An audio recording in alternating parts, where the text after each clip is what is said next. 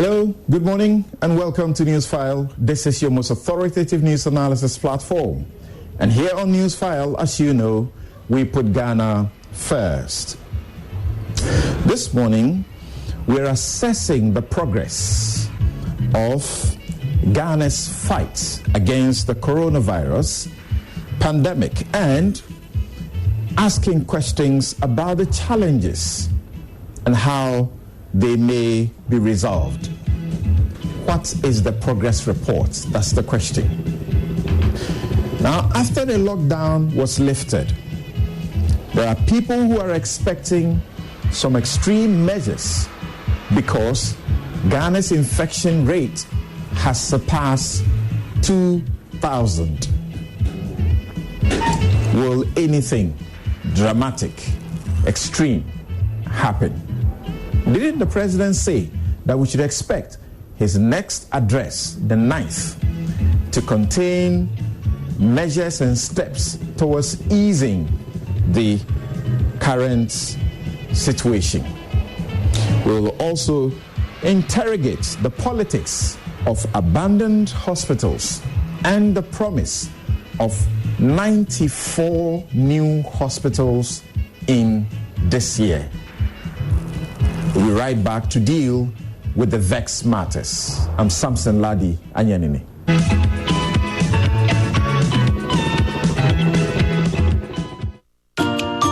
In this era of staying at home and social distancing, I can say that I've been more than sorted by Bank of Africa's Smart Banking Suite. Thanks to Bank of Africa's B-Mobile, I am able to settle bill payments, purchase airtime, and transfer money directly into bank accounts or through Momo. With their Sesame and Visa cards, POS payments and online shopping are made possible. I am also able to run my business from my study, fulfill all my local and foreign business commitments, and keep up with financial transactions through BOA Web. I may be home, but I am banking on the go with Bank of Africa.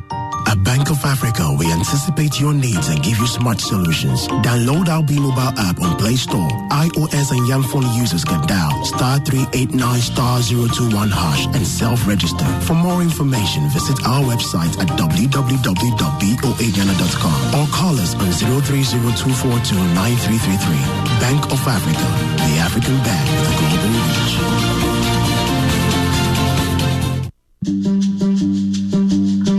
Since inception, almost 100% of Ashesi University students have found jobs, started businesses, or gone on to graduate school within 6 months of graduation.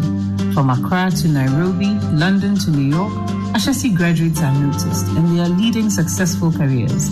If you dream of a rewarding life and career, an Ashesi education prepares you for just that.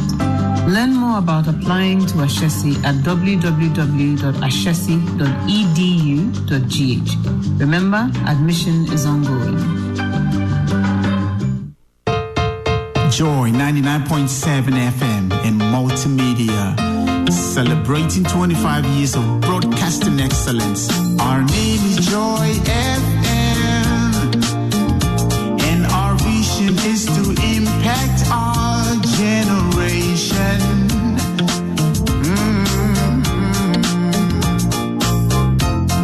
Join us, celebrate 25 years of impactful broadcasting. Joy 99.7, Joy FM, multimedia. Yeah, the Monsita, thank you. Join us, impact our world. Happy anniversary. Come on, y'all. Celebration. Celebrating 25 years. Happy anniversary. Celebration. Broadcasting excellence. Happy anniversary. Come on, y'all. Celebration. Celebrating 25 years. Happy anniversary. Celebration. Broadcasting excellence. Happy anniversary. Come on, y'all. Celebration. Celebrating 25 years. Happy anniversary. celebration. Thank you. Multimedia says thank you.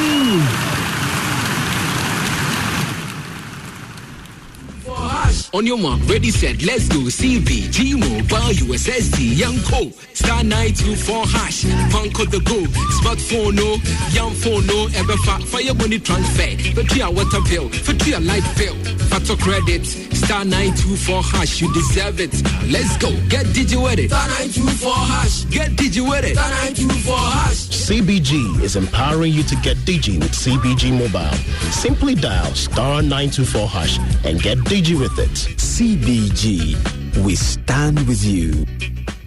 $79,000 only to buy you a studio apartment in Accra. Why not come to Wadi for a spacious 2-bedroom apartment at Alphabet City, our brand new gated community situated right on top of the serene Sakomano Lagoon. Feeling like splashing a little? Check out our exclusive all-detached house gated community, the Jaden Symphonic next door. Sizes range from cozy 3 bedrooms to luxurious 5 bedrooms. We at Waleed are committed to provide you with the best building quality and value for money. In fact, we are the proud recipient of 2019's Quality Property Firm Award. Just like our homes, our payment terms focus on your need. Choose from installment up to 24 months or take advantage of mortgage up to 20 years. At Waylead, we build home for you. Call us now at 0240-111119 or 0504-499999 to secure your dream home now.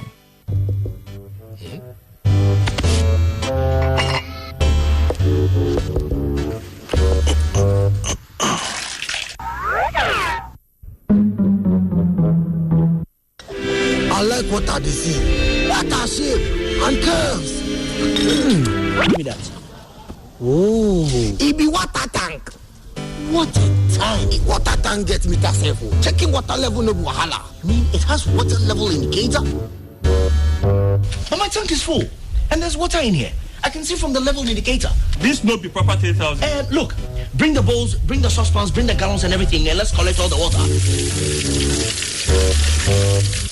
This tank, when they say 3,000, it's 3,000. And you can see the water level indicator. You wouldn't hear this thing again. Beautiful, durable, with water level indicator and accurate volume of water. Available in several sizes. Water tank! What a tank! By Duraplast.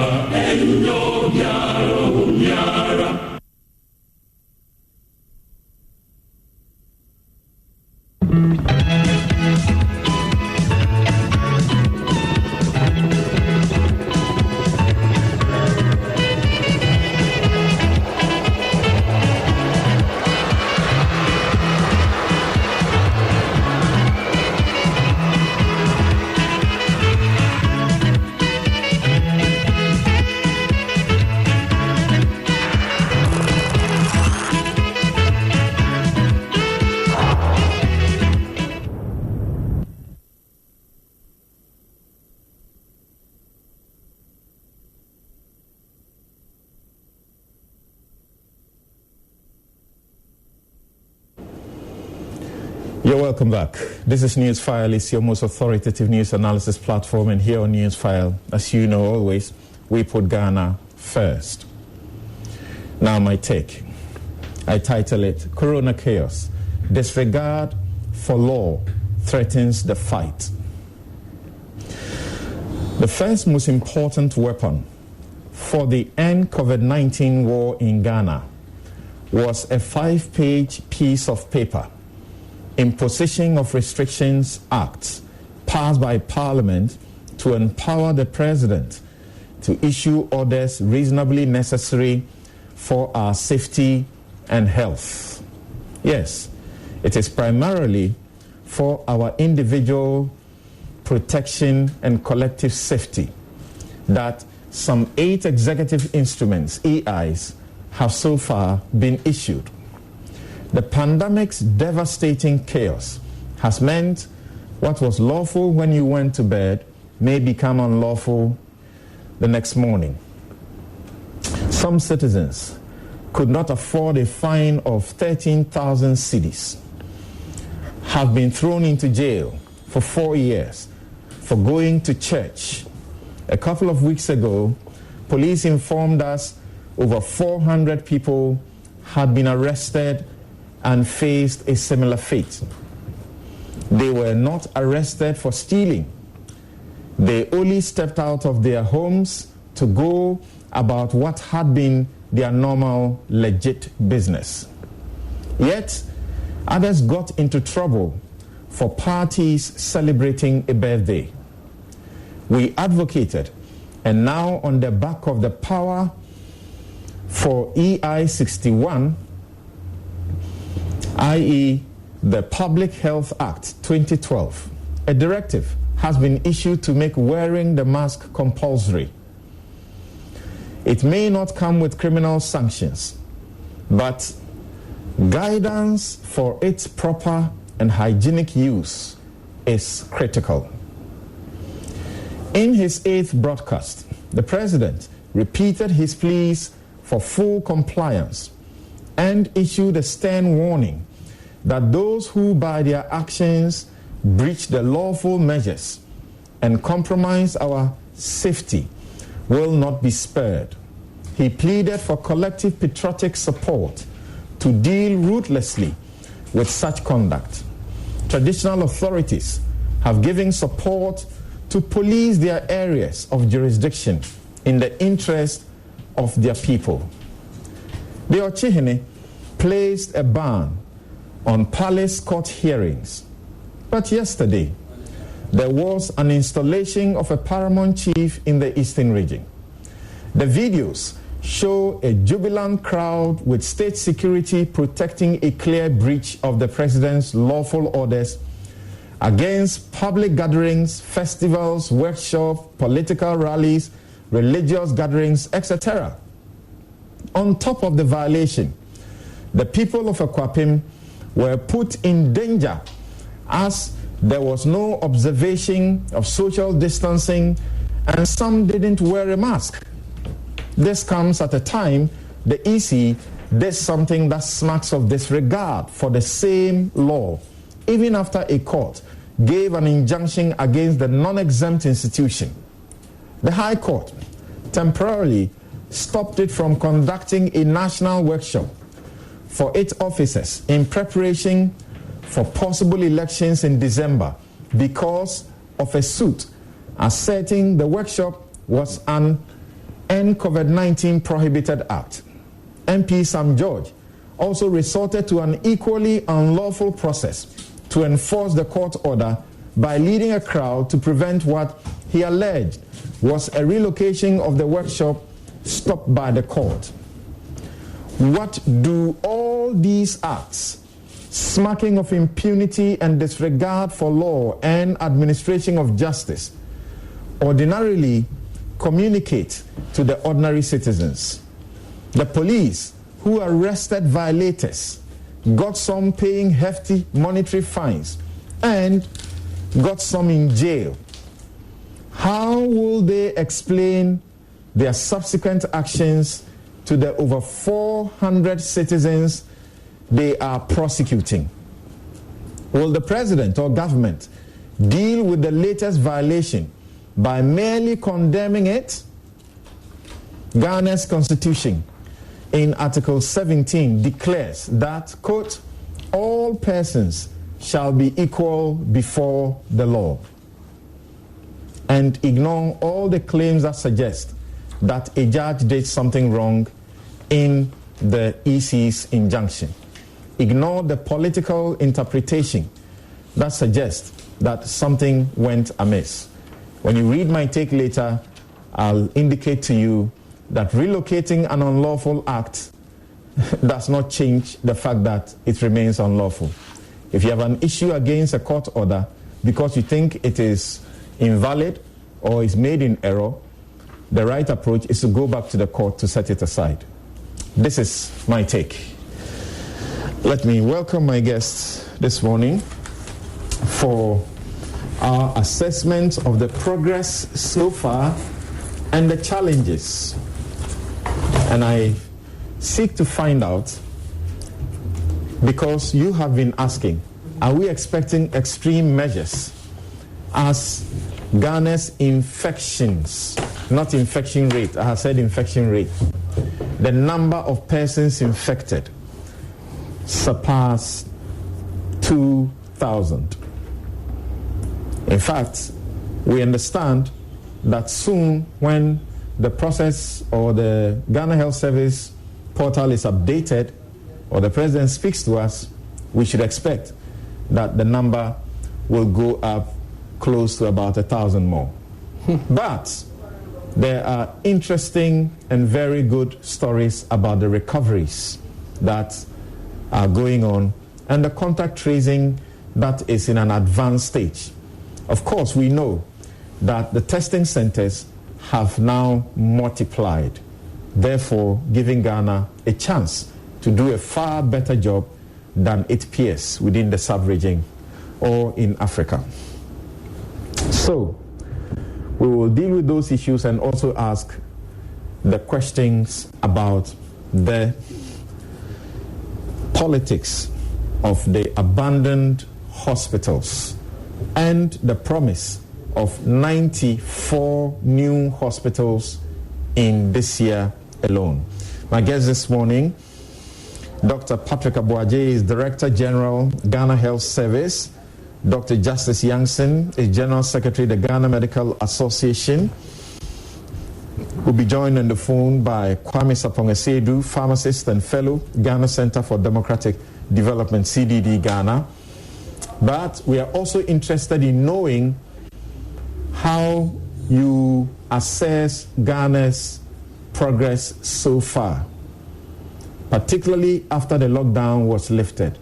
So we give you the opportunity first, send in your messages, but we should open the phone lines for you to also make your contributions. We want to hear from you so that those at the forefront will answer your questions. What are some of the challenges you have?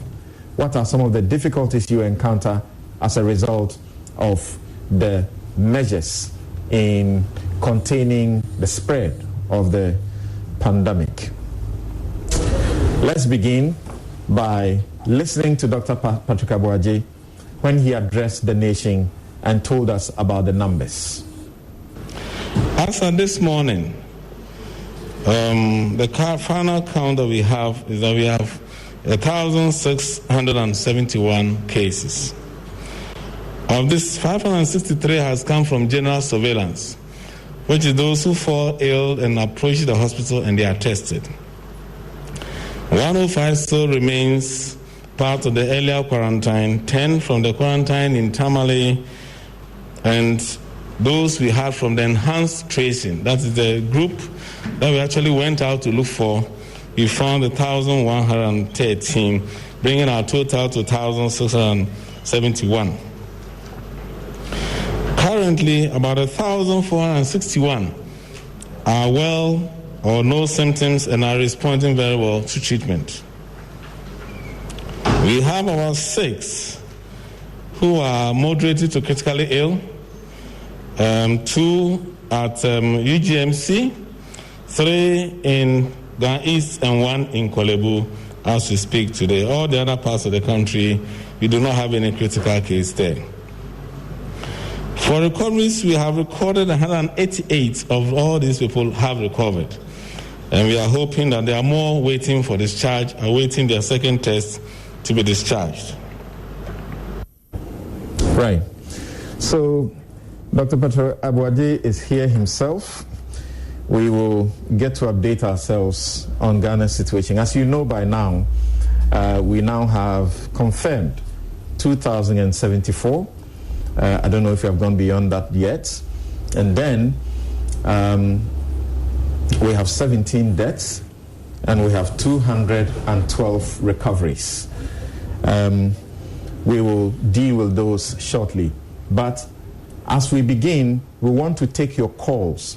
We want to know your circumstance where you are, particularly if you have somebody who has come into contact or who perhaps is being quarantined, or you have gone through this process yourself as quarantine yourself, and you have something that may be useful to help us assess Ghana's progress in the fight so far, or enlist the challenges so that it will guide those at the forefront in managing this situation in the way forward.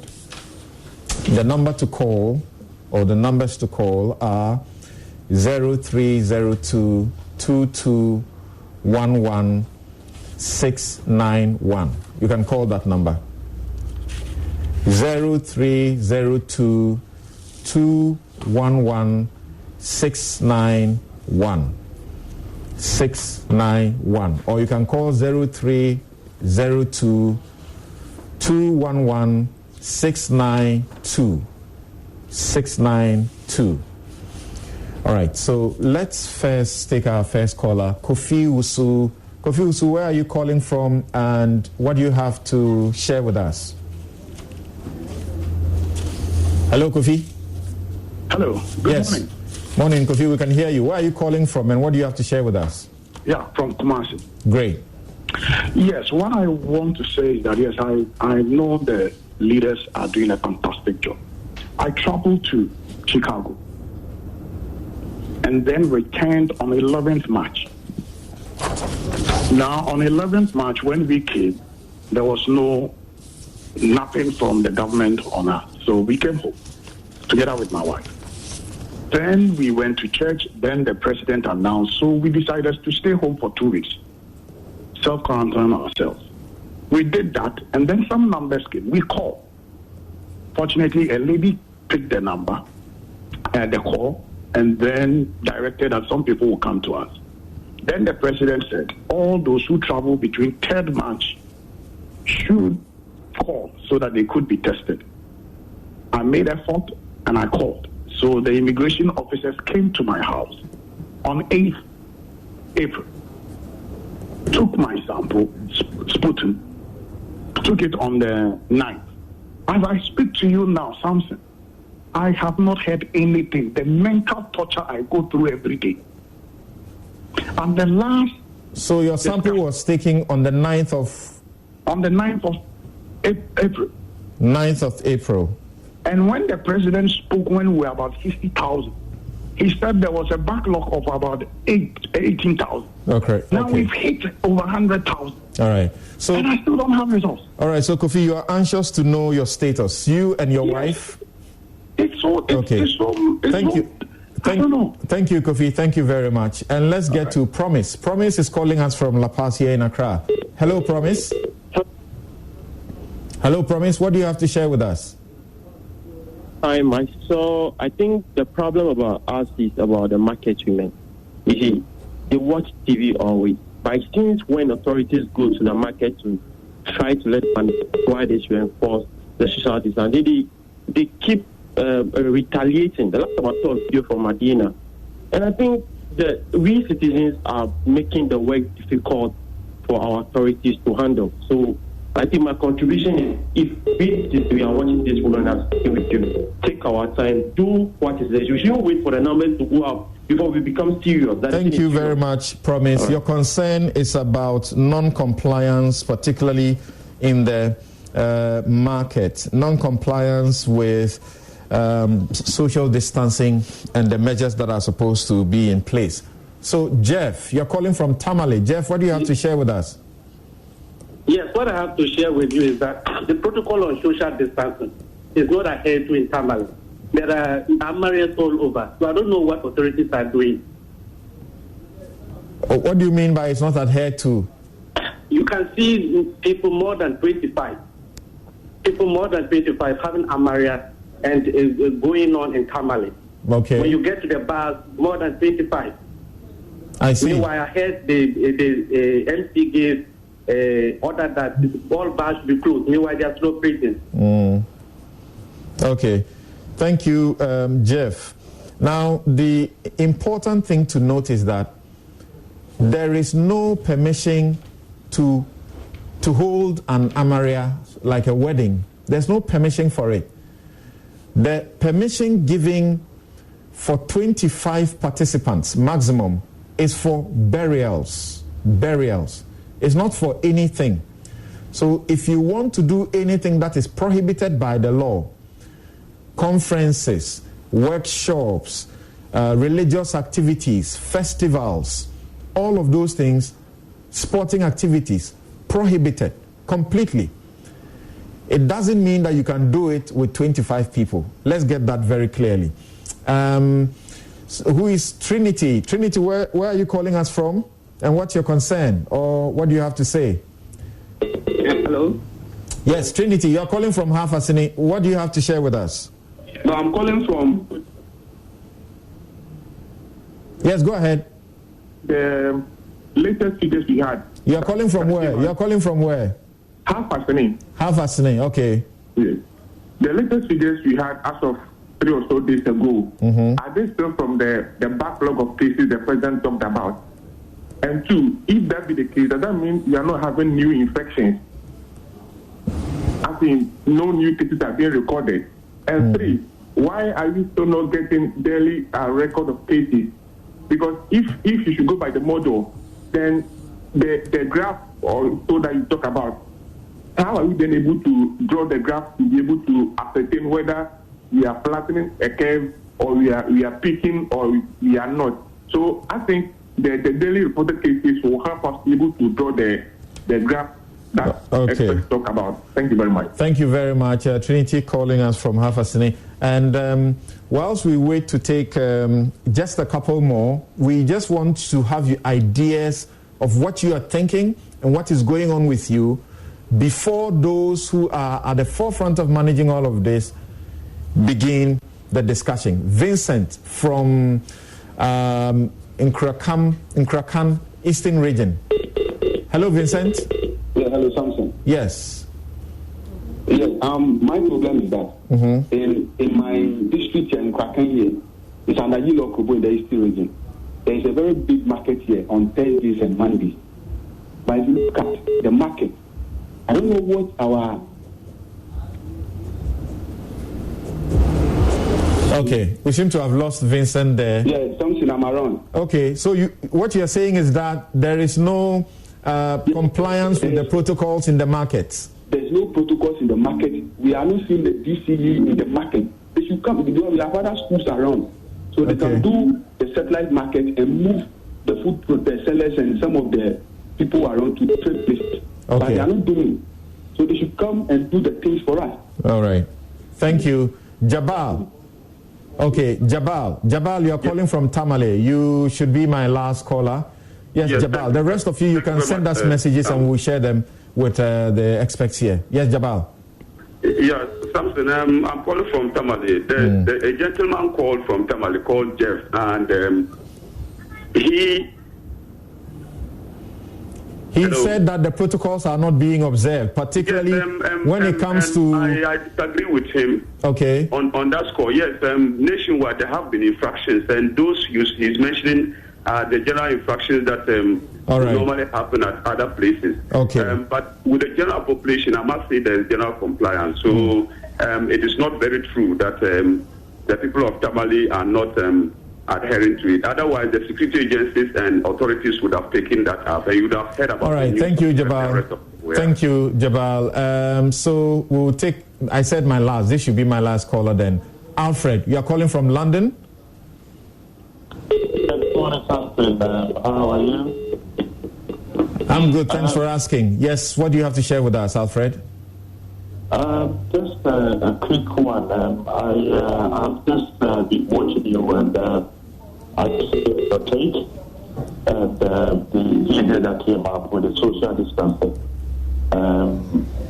What I want to say is the very people that are supposed to make sure the social distancing is working, because the president cannot be everywhere. There are certain people in certain areas that have to observe and make sure whatever the president has come up to be adhered to.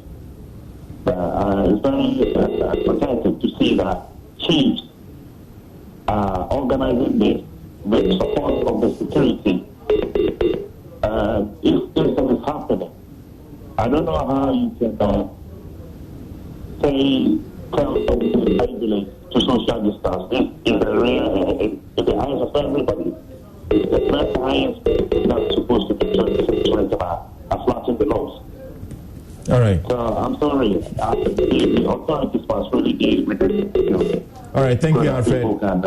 Thank you, Alfred. Thank you very much. Okay, so like I said, all of you, please hold on. You can send us messages about whatever you want to share with us as far as Ghana's fight of the pandemic is concerned, and we will let our guests respond to them for you. Now, I said I'll start with Dr. Abuaje, but let me go to the phone lines and talk to Dr. Augustina Angelina Silverkin, who is a lecturer, Department of Theoretical and Applied Biology, KNUST, and research scientist and virologist at the Kumasi Center, the KCCR. Thank you very much, Doc, for joining us.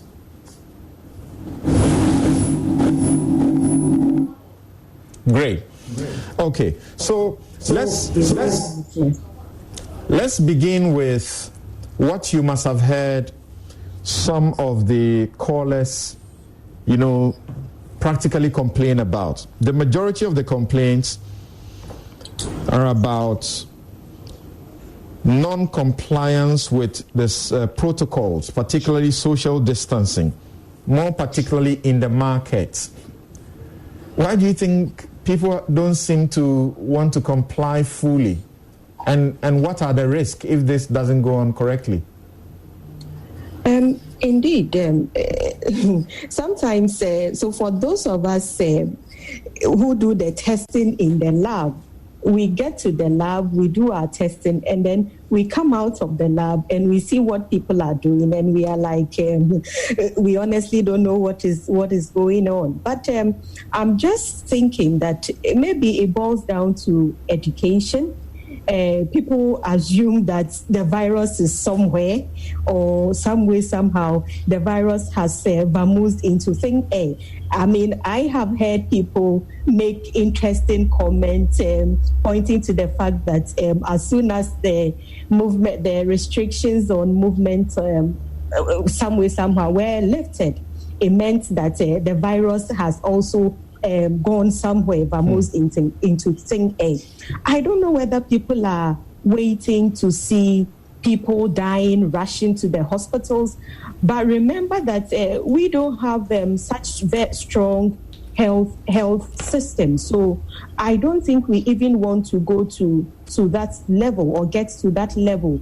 I mean, we have very limited ventilators, and I keep on asking myself, of course, the number of people who even survive on when put on ventilators. So maybe education hasn't gone down very well. Do our people even understand what social distancing is and the effects this social distancing can make in limiting the spread of the virus? Have we also involved our local people in our environment, in our communities, the local people, such as the chiefs, opinion leaders, you know, when you go to the markets, they have queen mothers, they have leaders, and honestly, I'm expecting to see that leadership roles or role they have been played out very well during this time. I know that in the Ashanti region, I always comment the Ashanti region. We know that for some of the markets, honestly, they had to be closed down. For some other markets, they were given color codes. So, for example, they were given yellow, blue, I don't know the colors. Yes. So that if you had a yellow color, then it meant that it's red, yellow, and green. Yeah. Exactly. So you had designated days on which you had to go to the markets. But I know that definitely some people took advantage. Some people were doing their own things. I know that some faked it and they were arrested. Yes. So maybe people haven't really gotten the message very well. I have kept on saying that maybe we have been giving out a lot of information.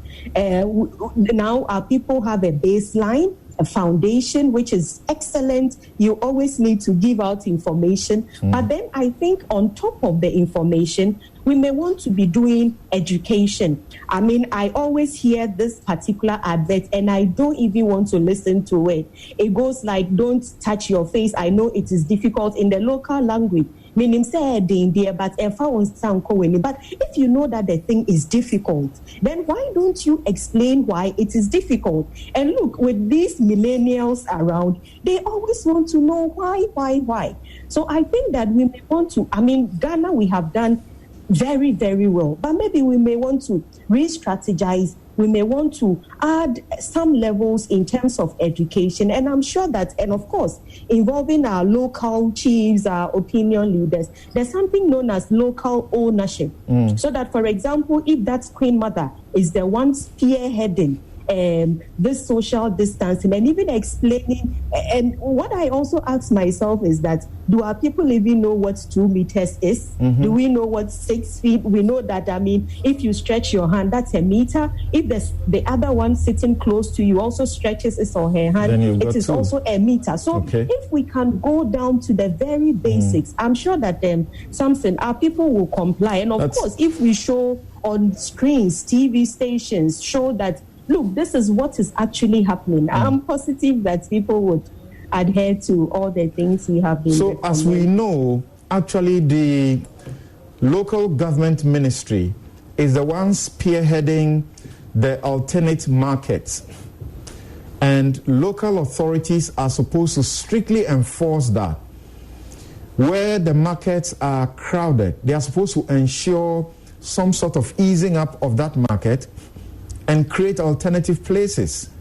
So, is it that the local authorities perhaps are not working in tandem with the medical experts to know that this has to be enforced? Is that what is going on? Because if you read the report, you hear a lot of people, even on social media, also complaining. They have gone to the markets and it doesn't appear anything is going on. People have spoken about their Boboloshi market and so on and so forth.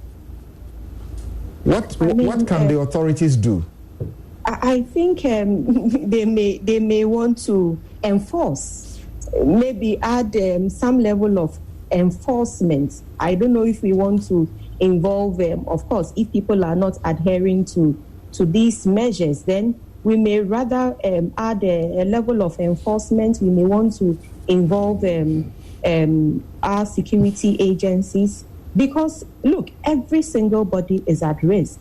I heard in one of the districts, the market women themselves, and I think we should also be promoting, talking about such heroes and heroines. I know that one particular district, the market women themselves actually enforced, or they have enforced the social distancing, even gone beyond social distancing, and they have added the wearing of masks, so that when you get to their market and you are not in mask, they will actually turn you away. I think we need every single hand on deck. We cannot leave this to only the local authorities to be doing everything. We have to own all the things we are doing, some of these mitigation strategies. I'll get to Dr. Boadio right now, but can we look at this issue where Kofi Usu in Kumasi is not particularly happy about the fact that he and his wife, their samples were taken on the 9th of April, and they still don't have a word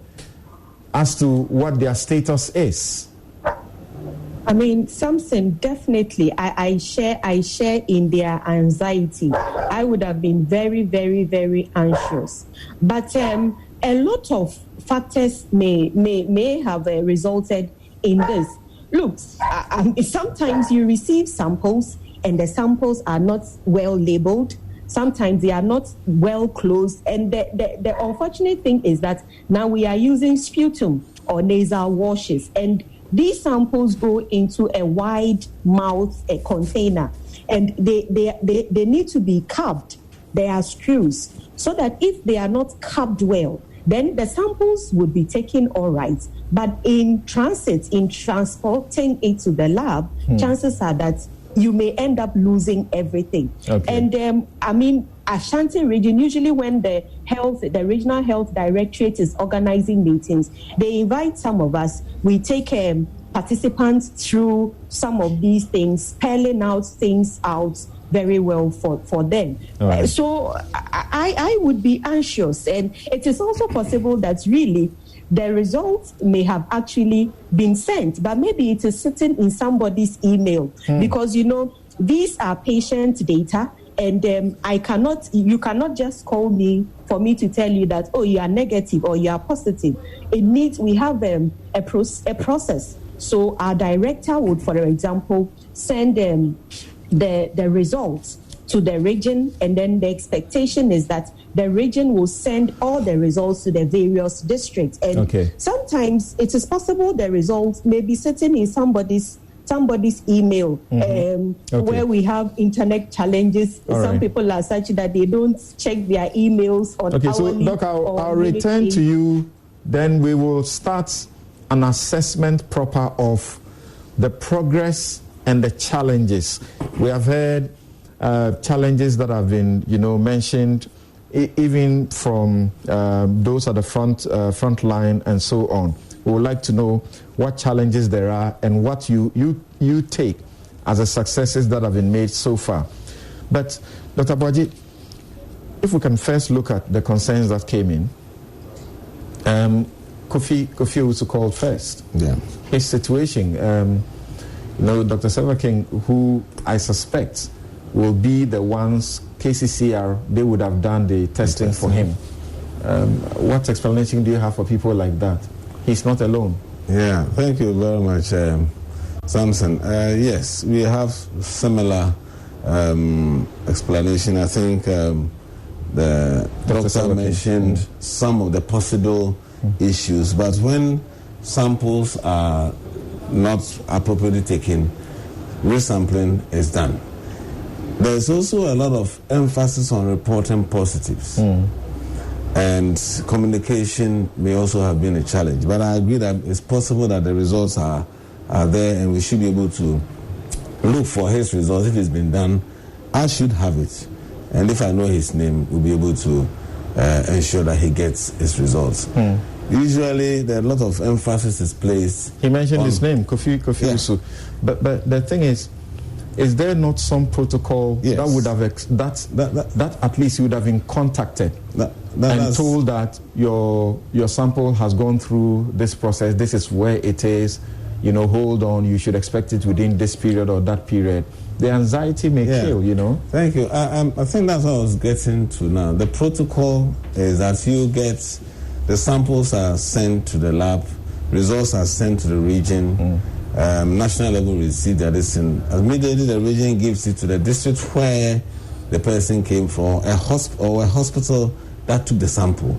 Because of the nature of the situation, we want to have those who participate in taking the sample inform the person. Okay. And before we report. And that is why I keep telling you that's why we delay in our publication of our results, especially in the early phases when there were few cases, which was very easy to say who is who. All right. So that's what we'll do. So I'm sure there have been some error in reporting or not being reached or whatever, but it's something that can be corrected. Okay. Easily. And because we push a lot more for the positive, and the tendency to ignore the negative, it's very likely that he's negative. That's our caller from Half-Assini Trinity wanted to know whether or not what you have on the site now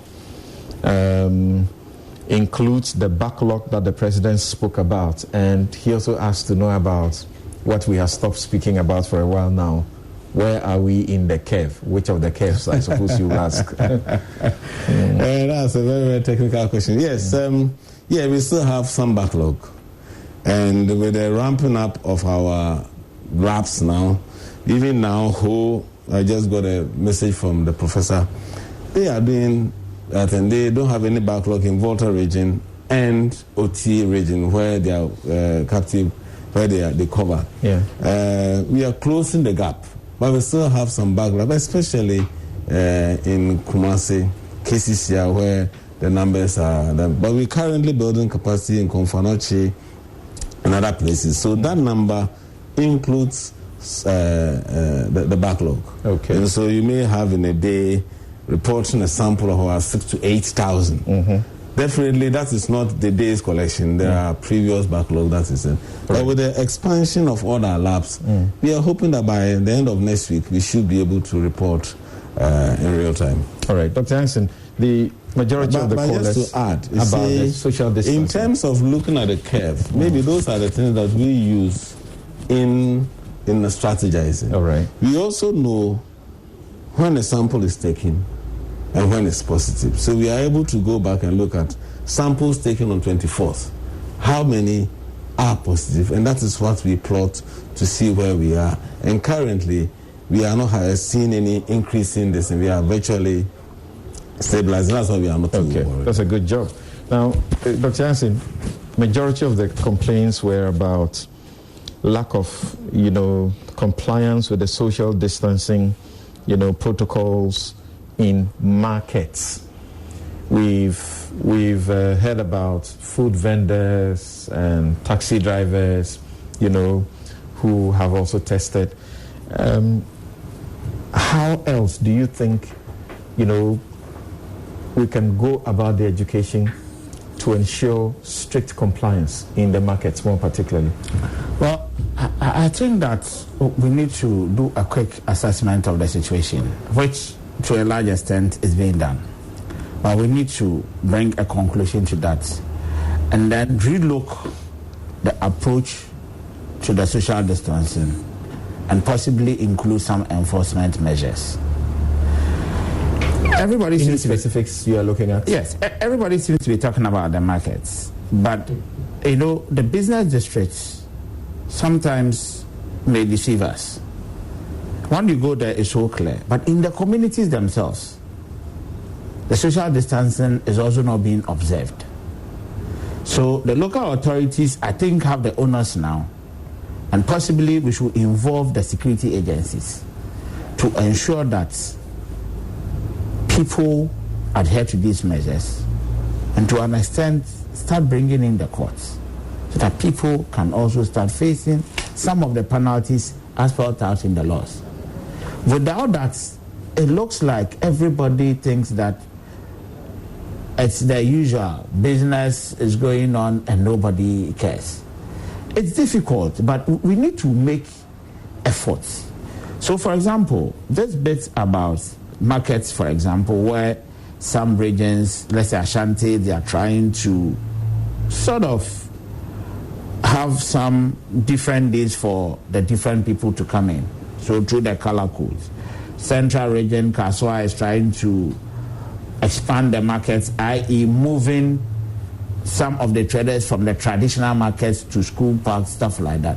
We should look at some of these measures and ensure that we make them mandatory throughout the country, especially the two epic centers, Accra, Kumasi, as in Greater Accra and Ashanti region.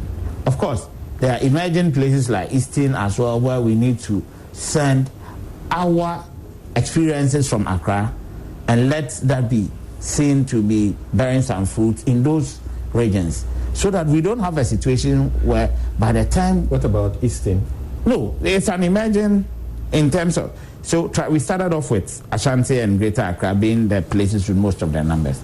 Now they are followed by Eastern in terms of the numbers. Okay. That's what I'm saying, that we should not allow those regions who are also beginning to record cases to get to the levels of Greater Accra and Ashanti. Else then we have a higher risk. What we have just witnessed Friday and yesterday, what can the impact be? You have crowds in an installation process and no social distancing, majority no masks. You see, sometimes we should take violating the law and being protected by the police to do so. We should take advantage of situations like that and deal with, in quotes, the people who are influential, and that will serve as a warning to the rest of us.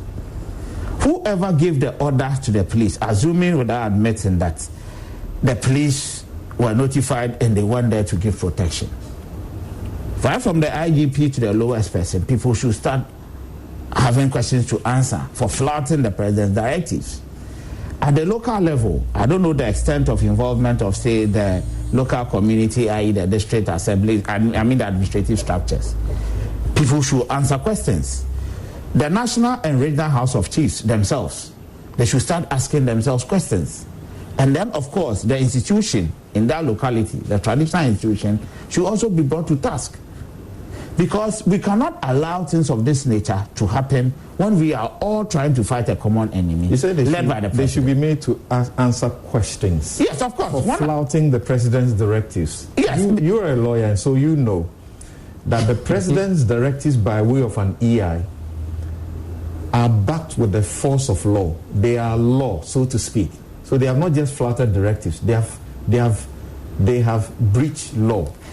Is it just answering questions, or let me expand. What is happening? What is happening to preachers who are being arrested here and there is the same thing that should happen to them. Samson, let me expand quickly. You see, when I started, I said that very influential people should be brought to book for all of us to learn lessons from. So by saying that they should be made to answer questions, what I meant is that they should be taken through the due process, and where they are found to have formally breached the rules, the exact punishment as spelled out, it probably is the maximum, should be given out. That's all I'm trying to say. Okay. Because you see, we cannot continue this way. People feel that life is okay with us. You think that sends very bad signals to everybody else who is watching? Technically so. That is it. Because you see, this is the traditional authority. We expect that they will also be showing leadership. So if they are also breaching their rules, but of course, we don't have all the facts at our hands. This is just based on what we have seen. And that's why I'm saying that clearly on the evidence as we have seen, on the surface, there's a presumption that these things have been done wrongly. That's why I say we should look into the circumstances, and those who ought to be brought to book, we bring them to book for some sanity to prevail. You see, the problem in all this is this, or the biggest risk here is that in our context, the Ghanaian context, what we have seen is that there are a lot of asymptomatic people in the system. Asymptomatic means what? These are people who have the infection. Technically speaking, you don't see any obvious signs of illness. Maybe at some point it could happen, because as the disease progresses, depending on how things work out for a particular patient, it could move from mild to moderate to severe or even critical. But within this asymptomatic phase, where they are not showing any symptoms, so they don't have a cough, they don't have a fever, all the things that we've been preaching about, they don't have them. So you see them, and on the surface, it's just like any of us sitting here. So when you bunch up in the numbers as we saw in your clips, you end up, and when I saw the clips, I'm not too sure that I saw even on just a cross section 10% of the people in mask. I don't think so. So what it means is that let's have that video footage again from Ekwaping where the installation was happening. So what it means is that all these people, if there are asymptomatic cases amongst them, they are actually yes. You can see. There's one or two people on the surface you can see. You know, so clearly there's a risk out there for everybody involved, including the people who are being installed as chiefs themselves. There's a risk. The leaders of the community, i.e. the traditional authority, as we see them, they are also not in any mask. Hands, yes, the very things that we are talking about. And I don't know how long this procession was. I don't know.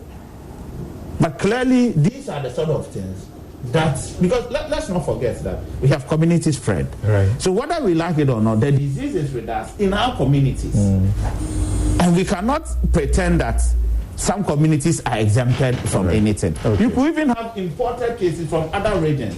I don't know people who may have moved from Accra or elsewhere to be part of it. And these are the sort of things we are all trying to talk about. Okay, so very briefly, Dr. Boaji, so we are watching you guys do a very difficult job, and you're receiving a lot of praise, not locally also, but even internationally. When you see something like this, what does it say to you for the efforts and the work you are putting in? Thank you very much. It worries us a lot because the success of this exercise does not only depend on us, it also mostly depends on how people comply with these measures. Otherwise, it's like having a drum with a hole in the bottom. As you pour in, it pours out. So we want to really ensure. And I just saw that nose mask is, you call it nose mask, not mouth mask. And a lot of people who are wearing masks are actually not covering their nose. Right. And I think that is something that we must continue to explain to people that is it. So it really worries. And it's not just the masks alone, but all the other measures together is the one that creates that ability not to spread the infection. But what we have also coming out this week is the fact that I think we need to strengthen our protocols. We need to we are going to give clear guidelines that if you are a hairdresser, what should be done in a hairdressing salon, what and what should be done in a barbering salon, what should be done in the market. I think there's lack of clear guidance on that, and we are coming up very closely with that. We just done that with the local airports. Put tests there. We know how to manage your bags, who wears masks, social distances in the planes, clearly demarcated rules. You know, when you go there, one of the examples I give you that, you know, when you are boarding, they take your ticket and they give you one. Now you'd have your ticket and give them one instead of the other way around, so that everybody. So we need to come up with those things that also keep clear direction. The delay or seeming lack of proactivity in doing the things you are saying you want to do, doesn't it affect the effectiveness of your fight? For example, after the president has said we should wear the mask and lifted the lockdown, it took a week before we got the directives from you or the minister issuing and telling us what sort of mask, where to wear the mask, how to wear the mask, all of that. It took a week. Something. Yes, we are in a response mode, and these are things are happening very fast. Maybe what comes out as a directive on paper comes a bit later than the real community education and meeting communities and telling them exactly how to do it, whilst we work through the specifications, etc., to put it out there clearly. So even before the president begins to tell us that this is what I expect you to do. Yes. So those are the things that maybe the write-up that comes a bit late, but as you said, Dr. Youngson, the media, etc., these education and interactions start way back before the clear these things come out. Maybe it's the write-up that come out late. Okay. So we'll flag that as one of the challenges in the progress report that we are going to look at now. So now let me begin with you. Progress. Beyond the platitudes that you are enjoying from all over the place, what can you show us now to vindicate the fact that you have made a lot of progress? Thank you very much. When you are faced with such a condition, the real issue is to be able to identify the cases and manage them. And I mean, that's the way I want to put it. And in doing so, we are working towards making sure that we don't get in further imports, and that's why the borders are closed. Right. Now, you need to track people, you need to test people, you need to treat people and isolate them. And that's a very, very important component that we are doing. That's what the Koreans did. That's what all those countries have done. And in that instance, we've been able to test currently about 113,000 people. I mean, for a country of 30 million, we've been able to put a lot of people who are sick in isolation and in treatment. Albeit some of them even at home treatment where we feel the environment is appropriate. And now we have people who are not asymptomatic in isolation camps. Yes, we may not have had all of them, but that to me is an important step in ensuring that transmission is, if not curtailed, is significantly being reduced. And to me, that's what it is. And that is why we've still been able to maintain even the positivity rate still low. For example, those who have symptoms and meet the definition for testing, we are only getting about 2.7. I wouldn't want to say the word only. Maybe that's we are getting 2.71%, which is still a low prevalence looking at other countries where they are getting 10%, 20%. And so that gives us hope that when we started, we were having the same rate, and we've been able to maintain that positivity rate despite the fact that we've done over 26 or so thousand samples in that group. Okay. If you look at the overall testing, we have a positivity rate of 1.83 as the last figure that you quoted. So that is also an indication that you are not also, the infection is not getting out of hand. We wish it is 1% or less than 1%, but that is still a manageable situation that if we ramp up our public health systems, we should be able to contain and put this condition under control. The fortunate thing is that about 85 to 89% of our cases are in Accra. So that creates a good buffer for us to be able to contain, and that's why we have enhanced our activities, especially in the district in Greater Accra where we have cases. So those are the things that we are doing, and we continue to do. We are ramping up our treatment facilities across the country so that anywhere you are able to look at that. Now, with the northern sector, the Volta region, they are not going to have any backlog, so they should be able to report in clear time because of the number of labs that have been. Accra has an epicenter. There are none of cases here, and even by the time we finish all those things, we should be able to. So now we have in total how many testing centers? It keeps changing. Yesterday, Konfanachi was added, so we should have close about 8 to 10 now, because we have the Noguchi, the preference lab in Accra. We have the CSR. I'm talking about CSR, and we are now trying to add the police. There's the police lab, the forensic lab, and the veterinary people. And the veterinary people are also part of that group. If you go to Kumasi, now KCCR, they are putting up Konfanoche, is being added to the group.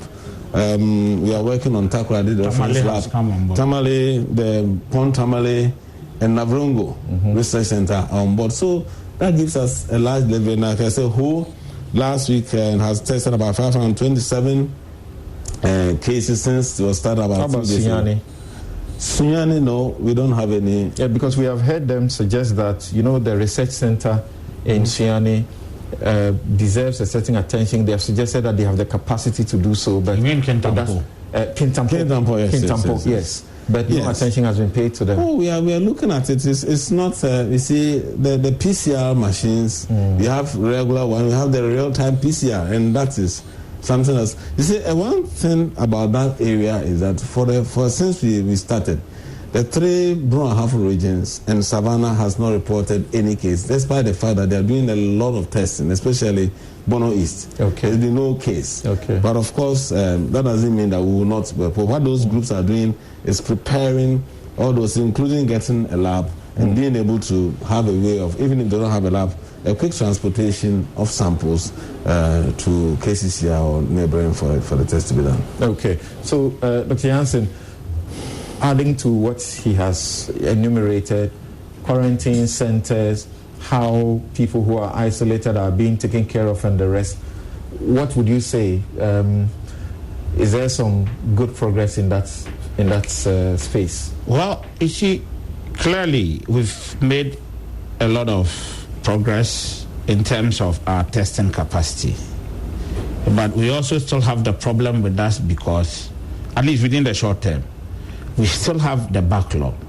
And what that does is that it impedes our ability to move forward quickly, i.e., getting to know who is positive, picking the patient up quickly to go through treatment and what have you.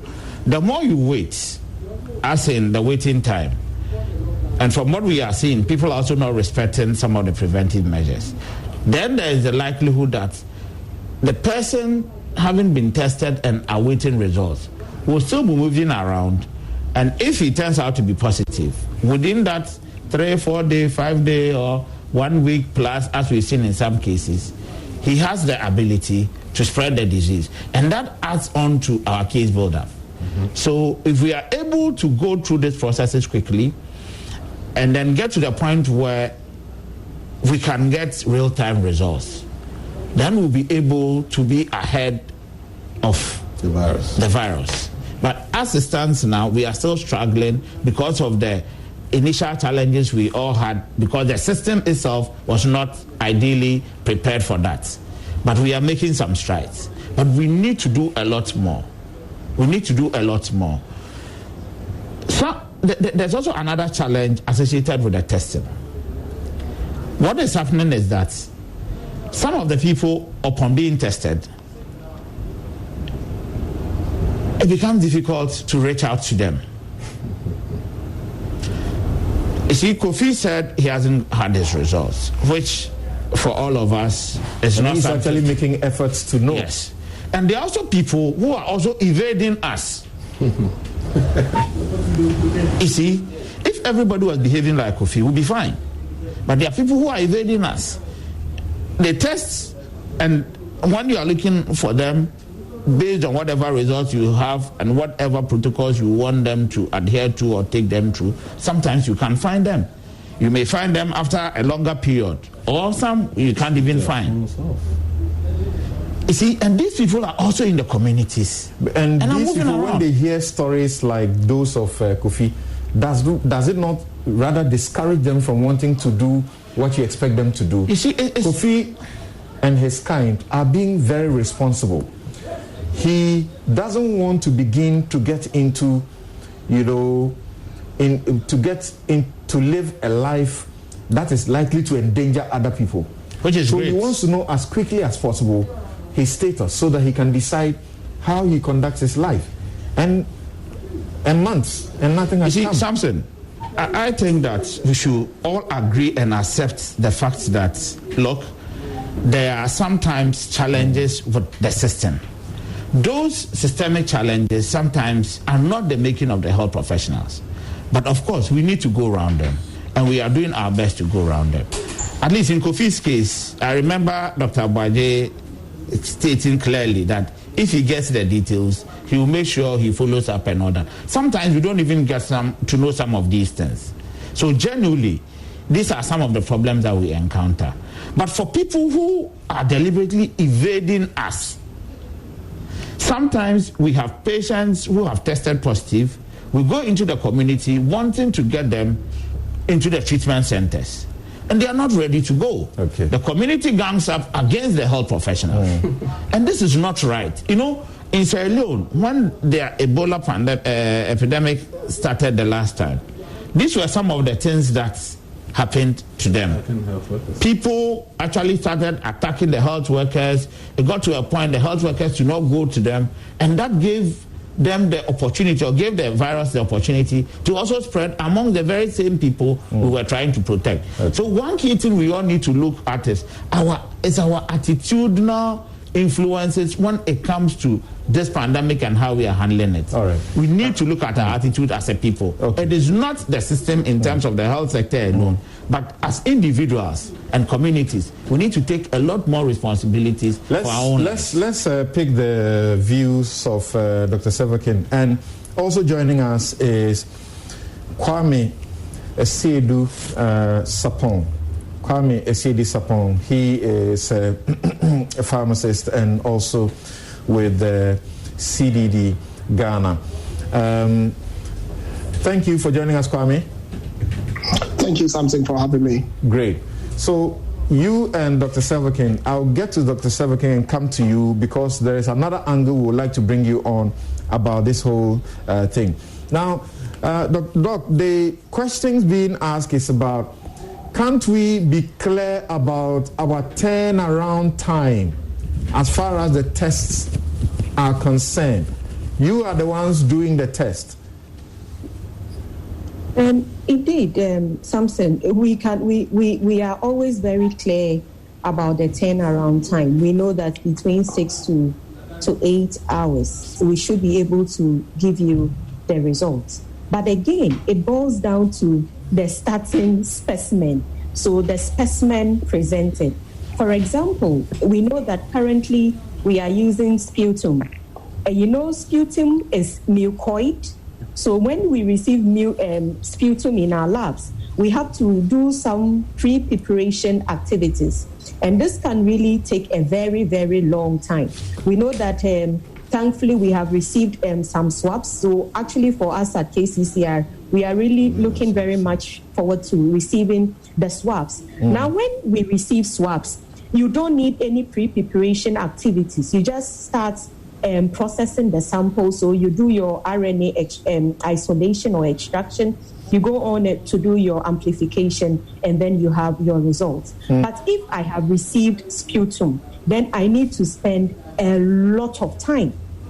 So these are some of the challenges. And again, I mean, for us, we are even also excited that now there are other testing sites. But we also need to recognize that this virus is a typical, we call it biosafety level 4 virus.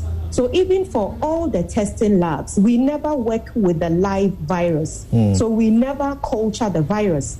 If you want to do that, then you need a biosafety level 4. When can we look to real-time results? So we can look at real-time results when we don't have backlogs. Because if we have backlogs because we had limited testing sites. But now, thankfully, we have set up 2 labs in Tamale, one in Tamale and one in Pont Tamale. I know that next week, Western Region will come on board. We know that in Kumasi, Konfanoche will come on board hopefully next week. So once we expand and we have more testing sites, then the issue of backlogs, and importantly, we'll be able to also produce or provide real-time results. I mean, we are all interested in giving out real-time results, but then with the limited testing sites we have, we can only, at a point in time, work on the number of samples we have.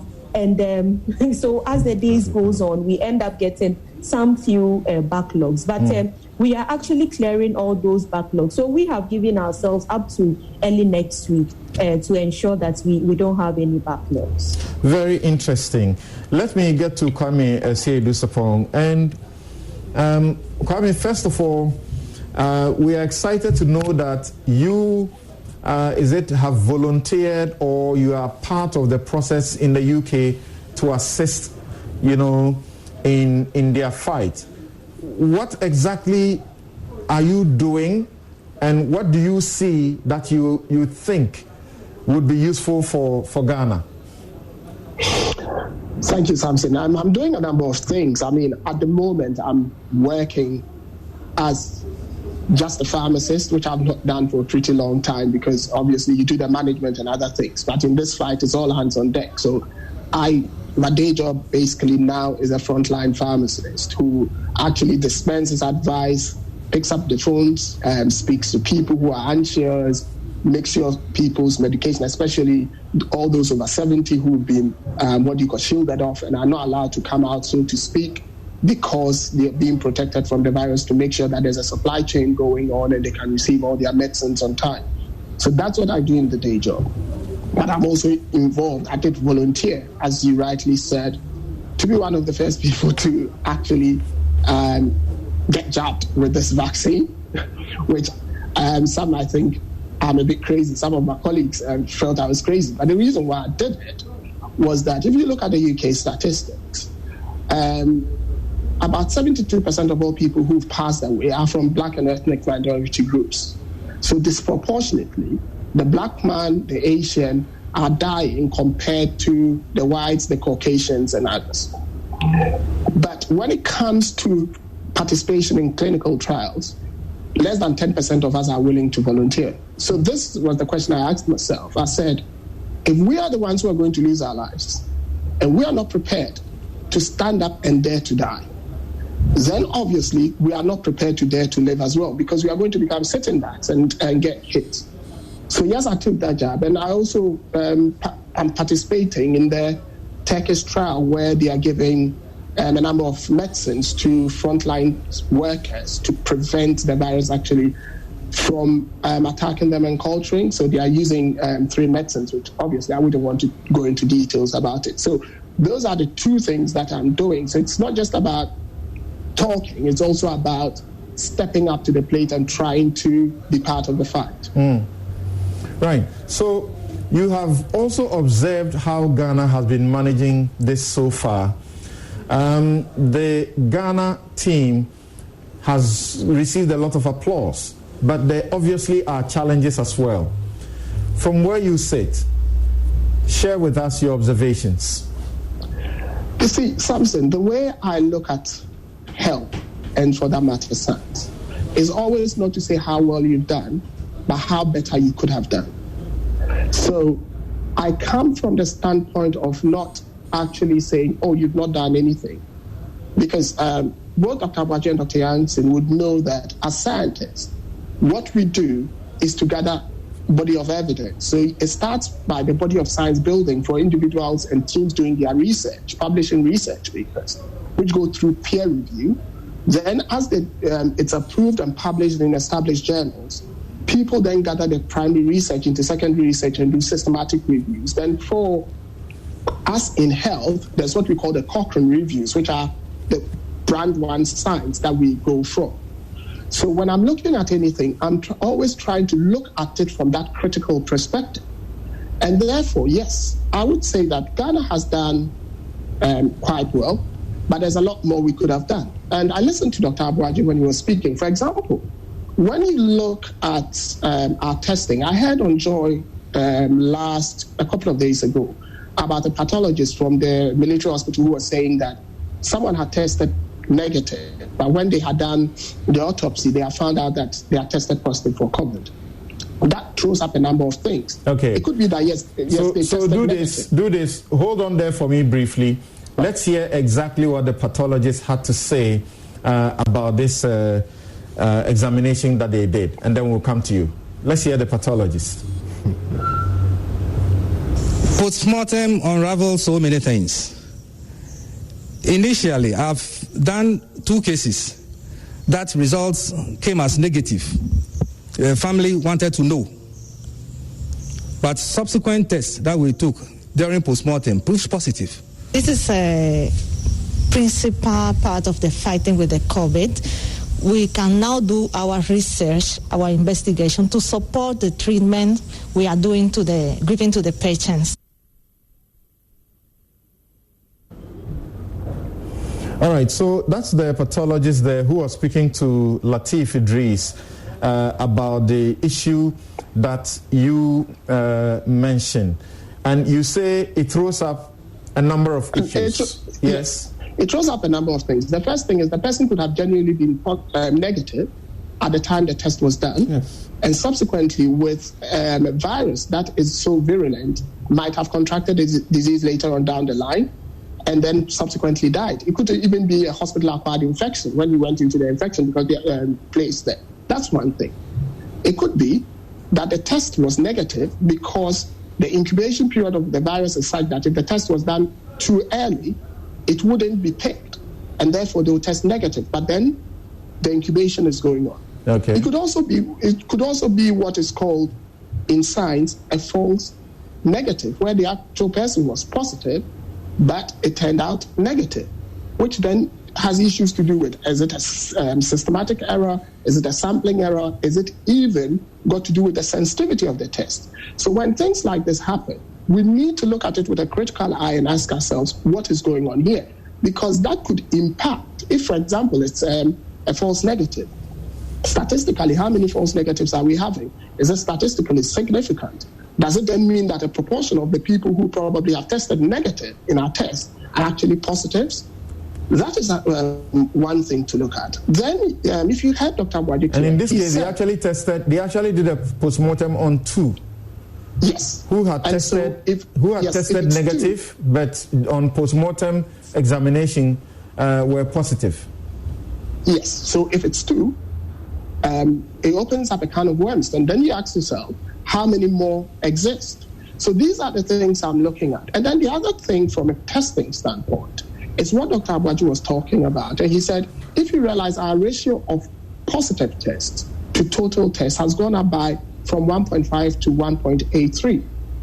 It is true that it's still very low compared to other countries, but it is also true that statistically, our test positives has gone up by 20% because it's increased by 0.33, and the baseline is 1.5. So 0.33 divided by 1.5 times 100 is 20%.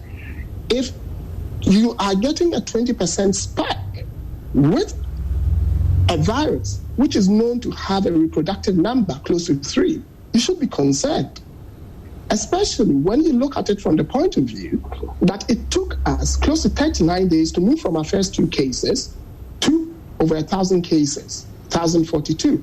But it took us less than 6 days to go from there to 1,550, which is a clear indication that our doubling time has also changed. And that should be another concern for us. Then if you disaggregate Ghana and you look at the different cases, because like you see, in Accra, they are on a different trajectory from the rest of the country. But if you look at Ashanti region now, Ashanti region is also beginning to pick up.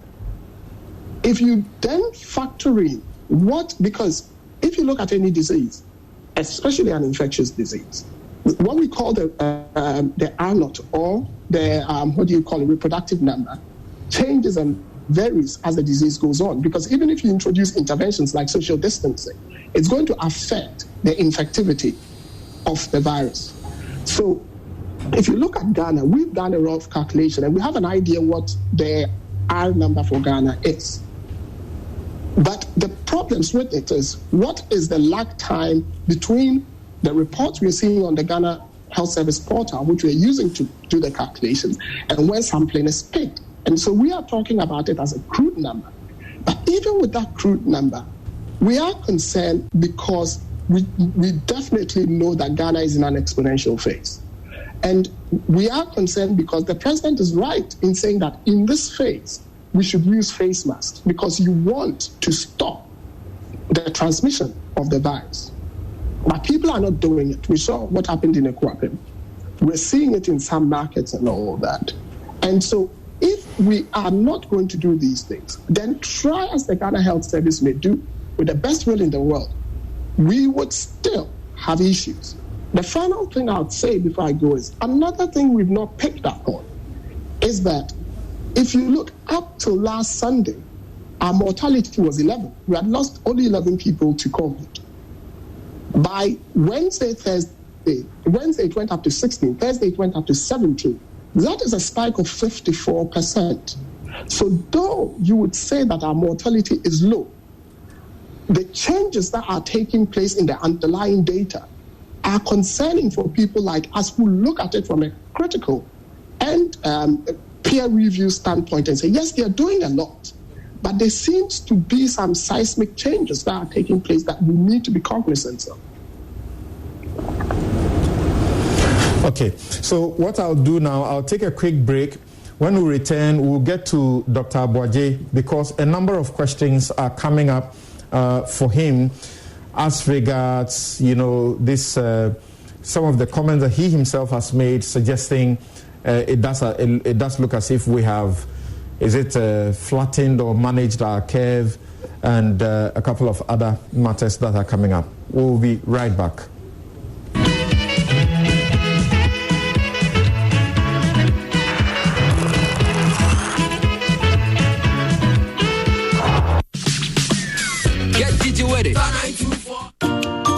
In In this era of staying at home and social distancing, I can say that I've been more than sorted by Bank of Africa's smart banking suite. Thanks to Bank of Africa's B Mobile, I am able to settle bill payments, purchase airtime, and transfer money directly into bank accounts or through Momo. With their Sesame and Visa cards, POS payments and online shopping are made possible. I am also able to run my business from my study, fulfill all my local and foreign business commitments, and keep up with financial transactions through BOA Web. I may be home, but I am banking on the go with Bank of Africa. At Bank of Africa, we anticipate your needs and give you smart solutions. Download our B Mobile app on Play Store. iOS and Yam phone users can dial *389*021# and self-register. For more information, visit our website at www.boaghana.com or call us on 030-242-9333. Bank of Africa, the African bank with global reach. Joy 99.7 FM and multimedia, celebrating 25 years of broadcasting excellence. Our name is Joy FM, and our vision is to impact our generation.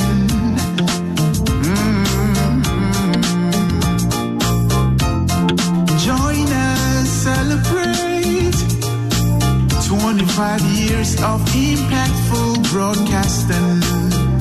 Joy 99.7. Joy FM. Multimedia. Yadamasita, thank you. Join us.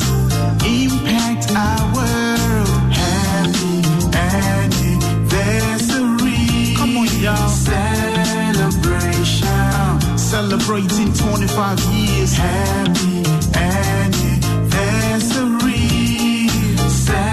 Celebration. Broadcasting excellence. Happy anniversary. Come on, y'all. Celebration. Celebrating 25 years. Happy anniversary. Celebration. Broadcasting excellence. Happy anniversary. Come on, y'all. Celebration. Celebrating 25 years. Happy anniversary. Celebration. Thank you, thank you, thank you. Multimedia Place, thank you.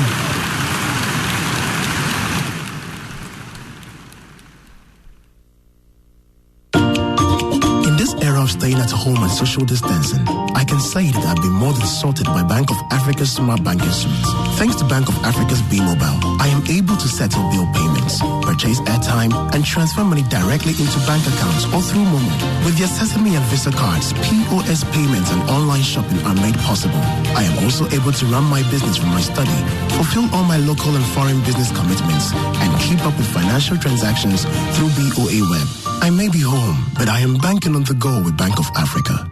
At Bank of Africa, we anticipate your needs and give you smart solutions. Download our B Mobile app on Play Store. iOS and Yam phone users can dial *389*021# and self-register. For more information, visit our website at www.boaghana.com or call us on 030-242-9333. Bank of Africa, the African bank with global reach.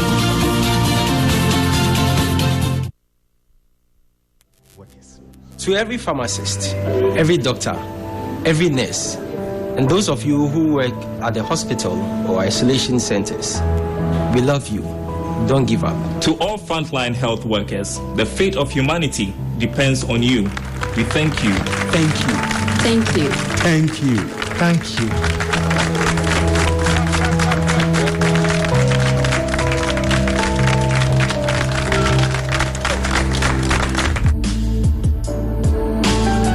Are you a man 40 years and above? Do you know that men above 40 years are likely to have prostate disorders? Do you have a healthy prostate? Do you know that a healthy prostate is a healthy life?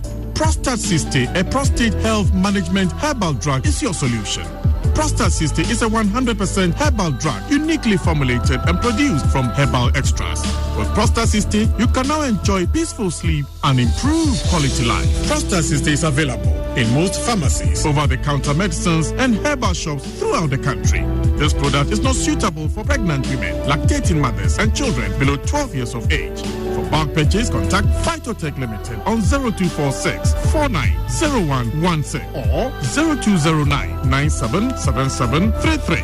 This advertisement has been vetted and approved by the FDA. Prostate, a healthy prostate, a healthy life.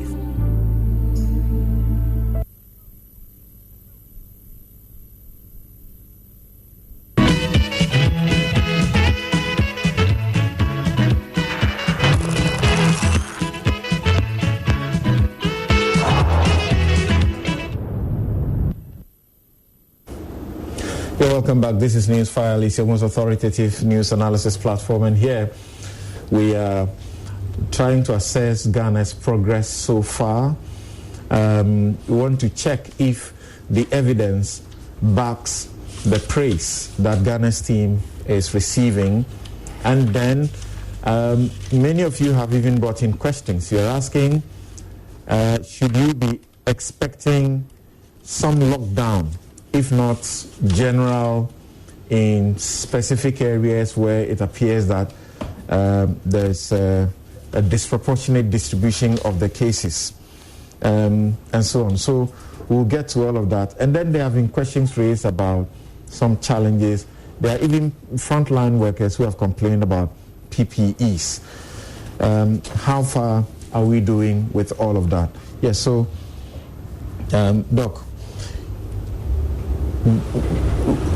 some people want to know, for example, and I asked that question to Dr. Silverken, when can we look to real-time results so that we don't have to wait 2 weeks and we don't have to have a Kofi's situation where he's waited almost a month now?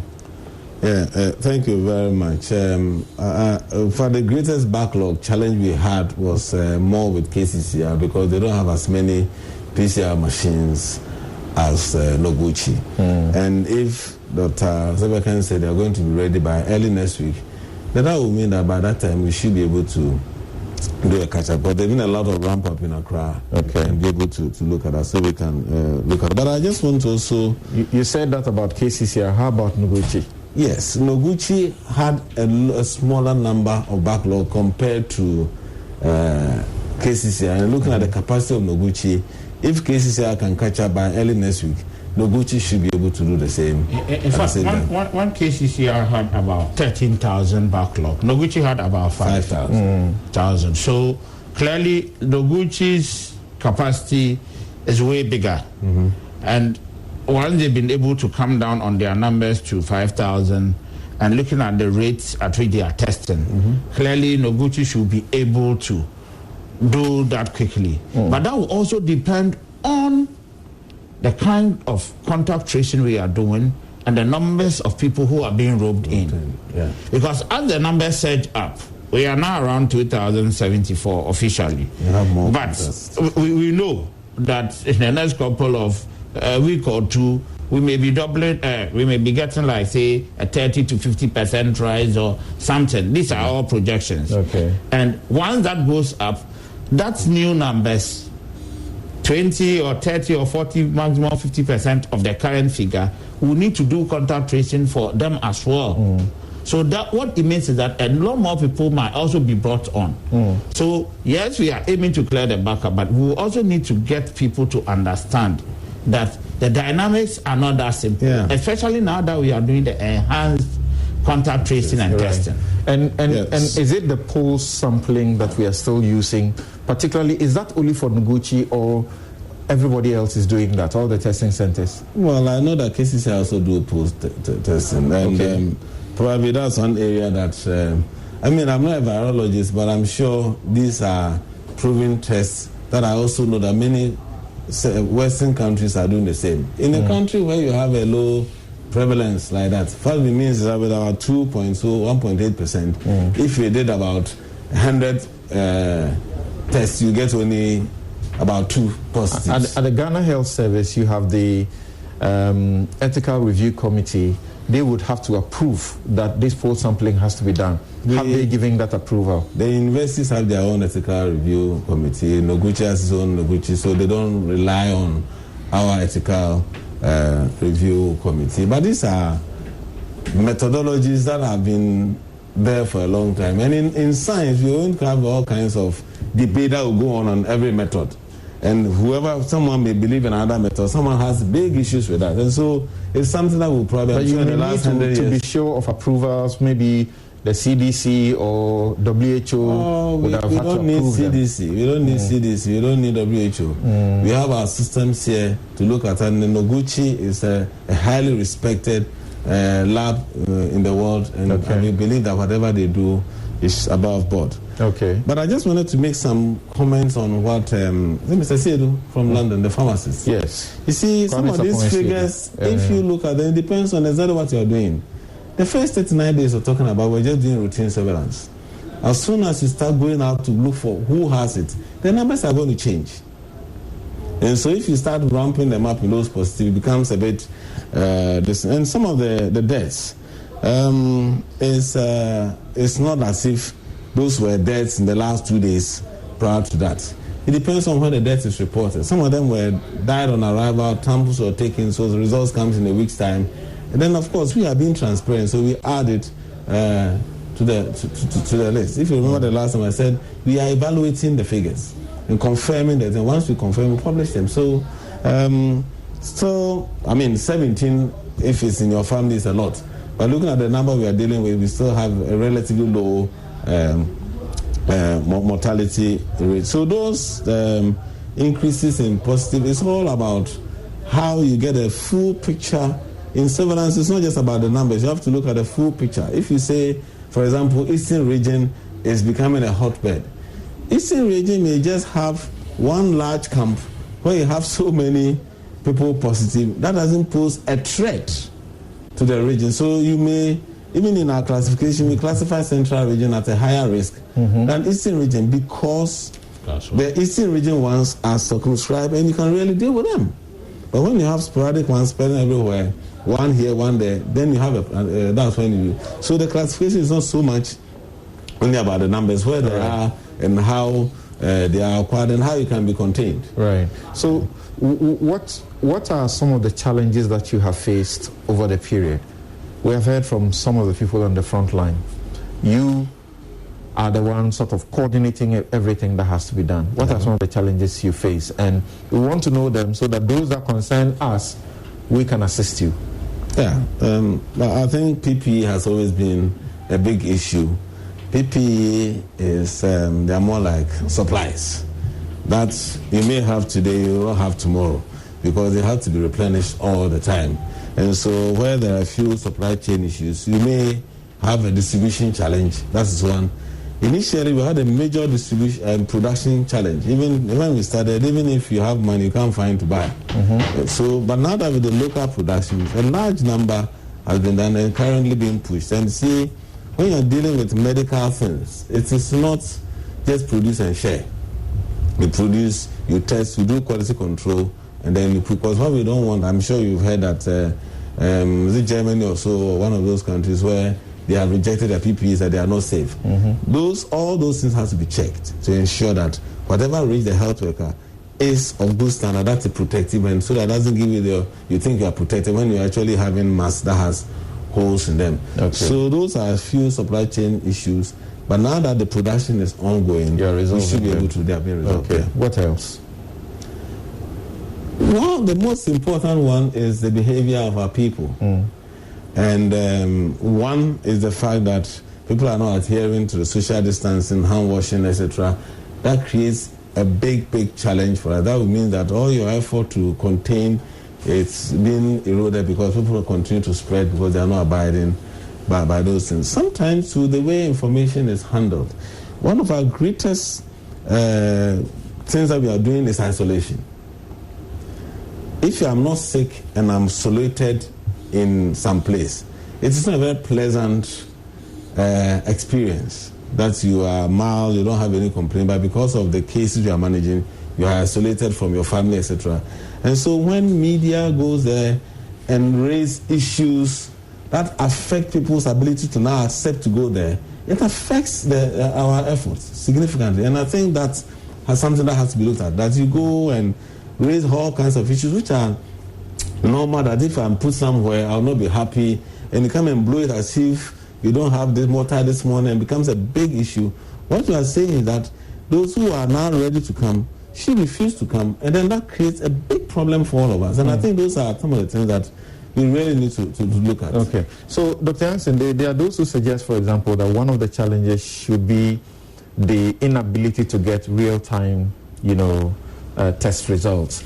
And it is not exactly about the testing centers, and that the officers who are supposed to do the contact tracing and bring these results, or government, so to speak, is part of managing that timing.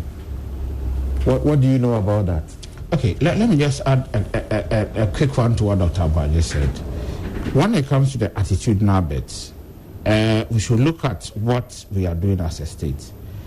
I know the risk communication and social mobilization team within the structure headed by Dr. Abaji Costa.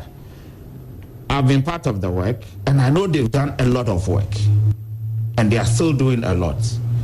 But then, if we look at the attitude of the Ghanaian generally, not that Ghanaians are difficult, but our brothers and sisters who don't seem to be adhering to some of these rules, then what it tells us is that we still need to do a lot more education, a lot more of the social mobilization and communication to ensure that the problems that Dr. Abaji raised vis-a-vis the communication and how things are being done in some of the centers are actually corrected. And then even in spite of whatever report that may come from some of these centers, we need to look at it in two aspects.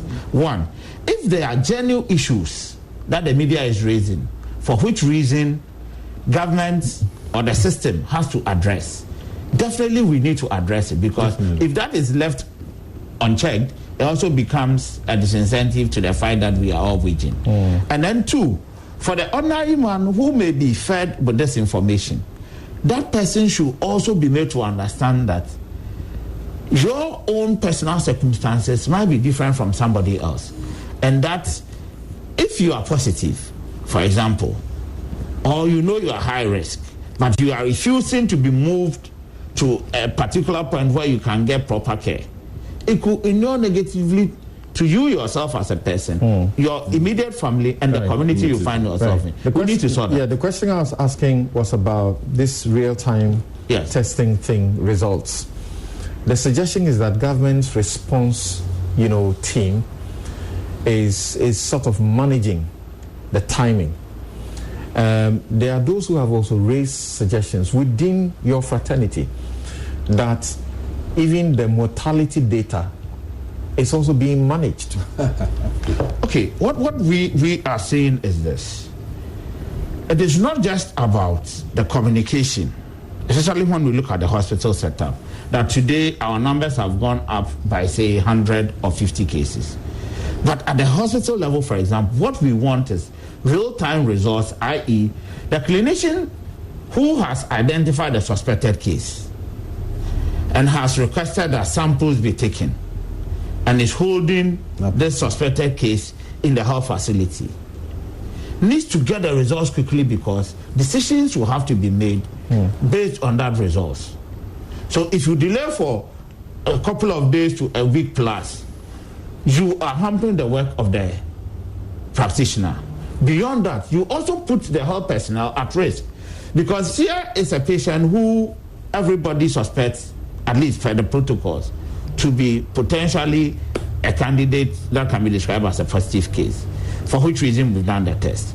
Now, once you know that, it means you need to take extra preventive measures to ensure that you don't contaminate your health professionals.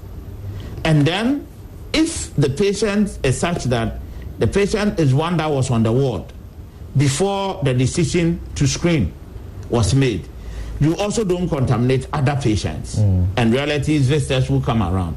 So for us, the real-time results is not even just about the numbers, as in the publishing of the numbers that we have 100 and what have you. For us, it is about receiving the test results quickly to enable us to take decisions. Of course, in the bigger picture, Ghanaians want to know the numbers. So if they are being updated on regular basis, they then have a lot more confidence, because in this exercise, confidence is one thing. If you don't let your people come along with you because they have lost confidence in you, you might not win the fight. Okay. Let me pick Kwame Sapon-Sedu's mind on this.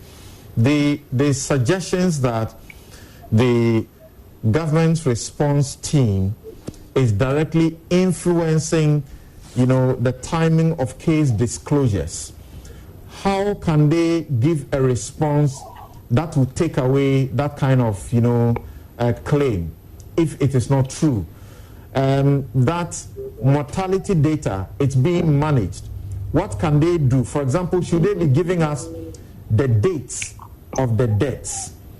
Dr. Baji said the deaths have just not occurred, don't just occur.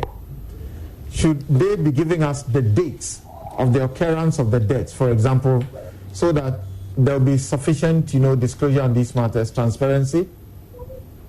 I wouldn't say so. The point is that there are ethical issues when it comes to managing what's called patient identifiable data. So, for example, you wouldn't want to be putting out time of death because they are people's loved ones and they are close to them. But what you want to know is if whatever you do with epidemiological data, there would be a lag time. We all know that. There would be a lag time between the time the incident, even like if a sample is collected, there's a lag time between the sample being collected and getting to the lab. And like Dr. Swanika explained, depending on the quality of the sample, there would be a lag time between sample preparation testing. There would also be a lag time between sample testing results and actually certification of the results, because they are quality control and quality assurance measures that go on with these things. And then there would be a lag time between the certification of the results, communication of the results, and official release. From where I sit, all these lag times have to be lumped together, and we need to know. Why do I say so? Because with epidemiology, you plot epidemiological curves. It's from the curves that you can determine, is the R number changing? Is it going up? Is it coming down? Is the curve flattening? Is the doubling time changing? Is it coming down? Those are the things that will determine the measures, whether we need to get harsher with our measures and all those things. So it is not about saying that specifically give us, because it's virtually impossible to give real-time data. But let us know that the data that's being reported is in 24-hour lag delay, 48-hour lag delay. So if someone like me picks the data from the Ghana Health Service, like Dr. Baji said in response to what I said earlier, that, they went into enhanced testing. If I get the data from Ghana Health Service and I'm using it to do projections and modeling, the data comes with a day, and that's what I'm going to do. However, if I know that there's a week or 7 days lag time, I would factor that in. And I'll give you a typical example. When we were doing the crude calculations for Ghana's R value currently, we used a 7-day lag time and a 5-day lag time simply because we had heard on the grapevine, and like even some of the calls said, that it was taking up to 7 days. Some people say up to 12 days to get all this.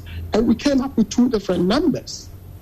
And so that is instructive, because if you are then going to advise anyone or inform anyone or have conversations with the media like I'm having with you now, I am disadvantaged because I cannot actually critique or praise the government's position and their trajectory properly. And these are the reasons why I say, when I hear people ask, why do you want the data quickly? What do you want to use it for? I really see a lack of understanding of the different roles that different people play. The government has a role. The likes of Dr. Baji have a role in managing it. Civil society has a role in understanding what's going on, because we live in a world where, even in the UK, I'll give you an example when it came to the deaths. Initially, all the reports that were coming up were the deaths that were happening in hospitals. And then the press and civil society organizations started kicking a fuss because that didn't show the true picture. There were deaths happening in nursing homes and at home and in other areas. So now the data that comes is the composite data. Why did that happen? It happened because people went onto the ONS website and started scrutinizing the official government data, knowing the lag times and all that. So if we don't have these things and we just accept them and accept the government position or the Ghana Health Service position as the absolute gospel, it makes our fight also difficult because the government and the Ghana Health Service need the input of all stakeholders to be able to realize if what they are doing is robust enough. And like I said when I started, I don't criticize, or no one criticizes because government or Dr. Bajenko are not doing their best. It is, can they do better? What can we do to stretch the yardstick so that ultimately the Ghanaian and the general public and our economy benefits? What one aspect do you think they can do better in? Well, the first thing is what they've said about clearing the backlog. Because if they clear the backlog and the results are coming in real time, which still would be delayed because of the sampling and all that, and it gets to them, update the website, say every 6 hours, every 24 hours. If you look at Worldometer and all that, that is what's happening. Update it so that then even information that people like I put out is more informed. Because you then know that I'm getting this data every 6 hours. I'm getting it every 24 hours. And I think if the government and the Ghana Health Service did that, I know it's difficult, but if they did that, it would enhance the debate and it would even enhance the education of the Ghanaian so that they comply with some of these social distancing measures. Okay. Now, Dr. Savakin, when you listen to, or you having become aware of the disproportionate distribution of the cases, are you in any way contemplating, like some of our viewers and listeners are, that the universal lifting of the lockdown is not the best, and that there's a possibility of some sort of lockdown to help you do your work better? Indeed. Just before I go to the substantive issue, we also need to recognize that even when we receive the samples, we prioritize them. So if these are suspected cases, so people are in the hospital, then definitely we stop everything we are doing, and because we know the clinicians or the attending physicians would need the results to enable them carry on with any sort of management. Okay. And then I think you also made a point about getting clearance, ethical review to enable us do the pooling. We don't need ethical clearance to enable us do pooling, because pooling is an established protocol. It was established by one Danford sometime in 1943. And for our work on coronaviruses, we have been doing pooling all the time. Okay. But the point I also want to make is that you don't just get up and start pooling. The first thing you do as an expert virologist is to establish something known as the limit of detection of your assay. So once you do that, then you would know that my assay is such that it is able to detect one copy of my virus. So if I have just a copy of the virus in 1 microliter in a tube, my assay is so sensitive that it is able to detect it. So you can also do sensitivity and specificity. But then the critical thing you do is to do the limit of detection of yours. So there's really no qualms about us doing pooling. But of course, like Dr. Abuaji said, a point will come when pooling may not be very useful. Okay. Because if you realize that your positive rates are going up, then it means that for every sample you pool, and again, I also need to say that you don't just get up and say, I'm doing pools of 5 or pools of 10. You need to do your own background checks and decide on that. But like I was saying, if you get high positivity rates, then it will mean that almost every sample you pull or samples you pull, chances are that every single one of them may turn out to be positive. Then you have to go back, and we in the field of virology, we call it resolving the pool or dissolving the pool. So there's a time you do pooling and there's a time you do not do pooling. But the critical thing is about the fact that you have to determine the limit of detection. And so this, you can do serial dilution, downstream dilutions to enable you determine the limit of detection. But it has actually generated a lot of interest. Now people know about pooling and all and all that. Okay. So, and that small bit of the question I asked you, depending on the distribution of the cases in the various areas, are you contemplating, is this something you think about, that there's a possibility that there will be some, lockdown in some places, in a way also to assist you to be effective? I think so, because there should always be a story behind every single one of these positive or confirmed cases we are seeing displayed on the website.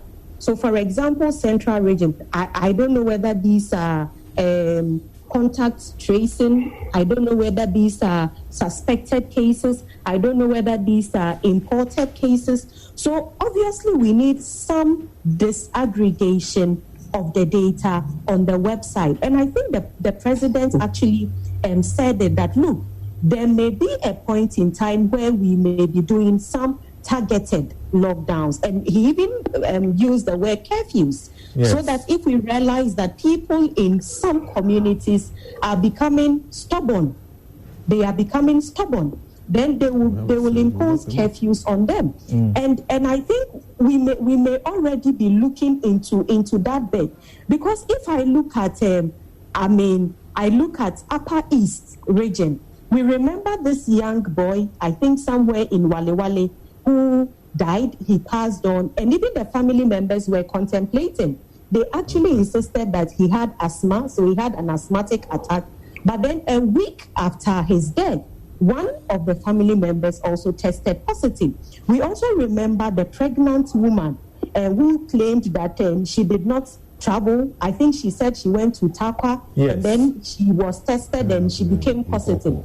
If you go to other countries, such as Germany, look, they have histories behind every single sample. I know that at least for the 13th case recorded in Germany, the Munich cluster, it was just because somebody passed on salt from a table in a restaurant. So if we get to know some histories, this is not about disclosing the identities of our patients. Right. But if we get to have a bit of histories, Western region, I don't know where these numbers are coming from. I mean, Ashanti, I also don't know where these numbers. So we may also want to look at some disaggregation and actually focus on specific hotspots. Okay. And I love the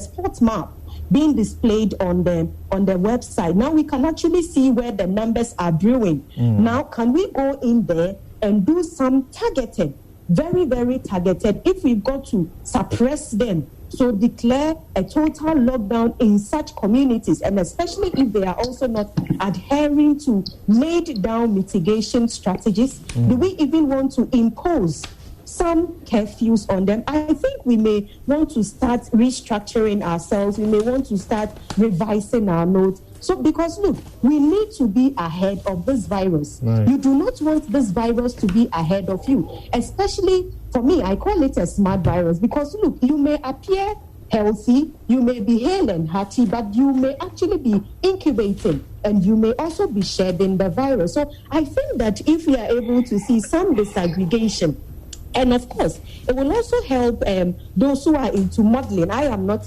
I don't model, but I'm sure that once we disaggregate these numbers, we will be able to calculate the reproduction number.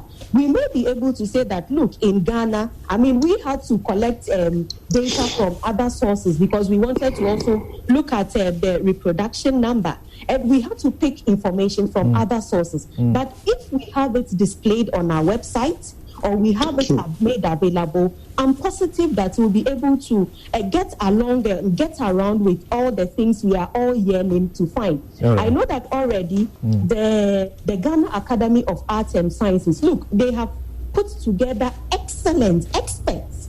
And I'm looking forward to them coming up with some of the exciting things, the modelings, the predictions we are all interested in seeing. We know that once we see these predictions, these numbers displayed, look, it will allay some level over optimism, because initially some people even thought that, look, as for Africa, because of sunlight and all those things, the virus will even not be able to survive in our environment. So for those who are super optimistic, it may bring them down. And of course, for people who are also very anxious, maybe that level or the level of anxiety will be reduced. So I am always talking about us disaggregating the data, and I'm positive the Ghana Health Service is already working towards or in that direction. Okay. As I hear from Dr. Boaji, they've done that already. I'll let him confirm that quickly, but Dr. Jansen, should people have an expectation that sometime soon the Ghana Medical Association will issue another, statement asking for targeted lockdown in any place, and which are some of these places that you may be looking at? Well, the association, as it stands now, keeps looking at the bigger picture to see what the next steps should look like. So for us, we haven't taken anything off the table, generally speaking. And like Ken said, this bit about targeted communities is one of the fights we can do. Korea did something of that nature, other countries have done it, and it's yielded results.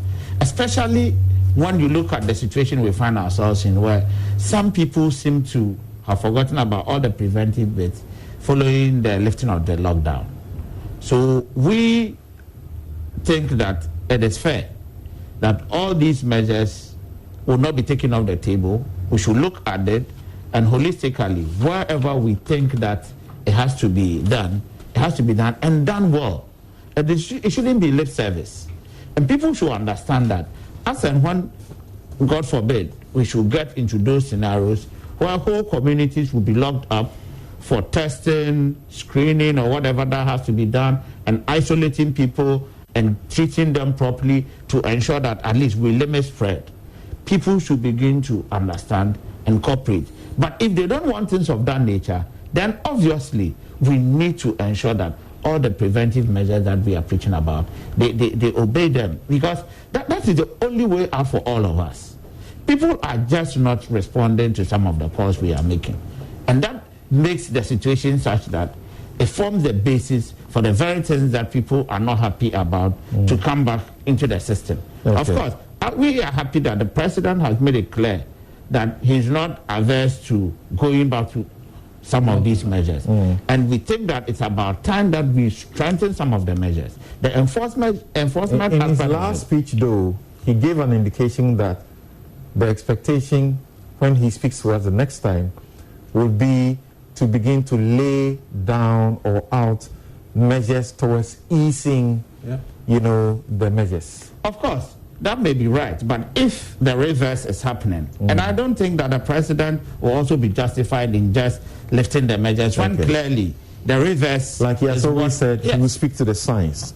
Okay, so Dr. Boaji, before we take a break and then come to finish up, you were confirming that you have already done the disaggregation, because what is being said is that is what we need to survive the disease. Yeah, thank you very much. I think there's so much you can put out there. This you are dealing with human beings. I mean, we even put a map there, and somebody's able to zoom to see which house the case is coming from. Okay. It becomes a stigma issue. Okay. So we also have to know how to measure. I'm sure that Sasebakan is talking about border. He knows about this. Excuse me, admit that she has seen it somewhere. These reports are there. Regions give situation reports every day. But that is not for the general public. giving us details about who is affected and where the person came from Takwa or Boise. I mean, one of the issues... Is that the mapping the University of Ghana did? Yes, I mean, they take the data from us, and we are the ones working with Ghana Association of Arts and Science, we had a webinar with Thursday to give them all the information they need, age, aggregation, all these things are there, but I don't see any country putting all that information on their website. If you are a research institution and you want the information, you know how to get the information. But we also need to, these are ethical issues about people. It's very easy to identify that put a case in Upper West on the field, on the report, and very easy for everybody to know it has to be this man. So there are ways that we manage the information. But all this information is there. If I show you what I have here, in terms of the differences that came last week, you know from every district what was the rate of change. And all this information is available for those who need it. But there are ways of some of this message information has to be appropriately managed. And if any research, reputable research information wants information, you don't have to request for information so that we don't just spread too much on this thing. When the previous website, there was a lot of information, nobody was reading. Everybody was interested in the first screen. And so they ask you questions that's already in the site. So those are some of the challenges. But you see, I agree with you by and large, but I think that we should also try and meet the expectations of some segments of the society that are interested in some of these things. And like Sylvain said, we were all looking at least for those of us in terms of care givers or the health professionals. We were very excited when we all saw the hotspots and what have you. Yes. Because even interacting with patients, it also informs you, the practitioner, to look out for certain things. Yes. That is why we take a lot of social, history and what have you. So I think that we should try as much as possible to blend the two. Yes, we cannot put everything out there. That I agree. But where we think we can do the disaggregation, the mapping, the hotspots, all those bits, clearly we should be able to do that at least to ensure that the others out there who are also professionals but are into research and out of their projections and what have you, they can draw some safe conclusions that will help all of us. We think we need to do out there. But for me, the biggest challenge I think we should be confronting now as a country is the behavior of our people. We need a behavioral change. People think that where we are, probably we are safe. We are not. Let's be honest. No, we are not. And it's up to government and the ministry and all related agencies to ensure that we do that. And one of the best... But just to let you know that we share this information a lot with associations. I get reports. What I'm trying to say is that. So we should still listen to those.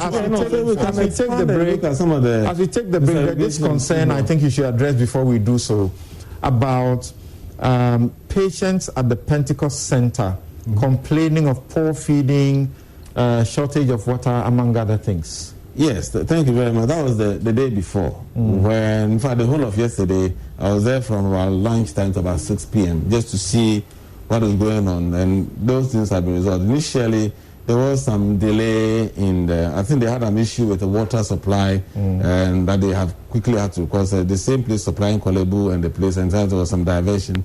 And so all those things have been resolved. We've talked to them, we've had this thing, their meals have improved, etc. You see what happens that we move people from a 4-star hotel into that place. Definitely there's going to be a big difference in their expectations. But we are working on it, and even today when the environment is so now, they're doing some more like a parade for somebody who has tested negative will be exiting the distance. So the mood is quite high, and I think we need to resolve a lot of the... Among their complaints, they were saying that they were being served with Eba Gare Fufu late in the night. Yeah, there was a day there's a delay. They ate, their supper was about 7 p.m. Yesterday by 6 p.m. supper was ready. It was not just one, it was jollof rice with yam and some fried rice. So they are giving them variety with fruits, and vegetables, etc. Okay. That is being. And we're also saying they don't have doctors who routinely will check on them, among other things. And if it was allowed, I would have showed the pictures of. We have 40 health workers sleeping there with a tent where they see them, those who have issues are seen, and they are there 24/7. Taking care of them. I'm sure GMA will attest to that. It's good you brought up some of these things. The good thing is that center has become a very integral and important part of our case management now.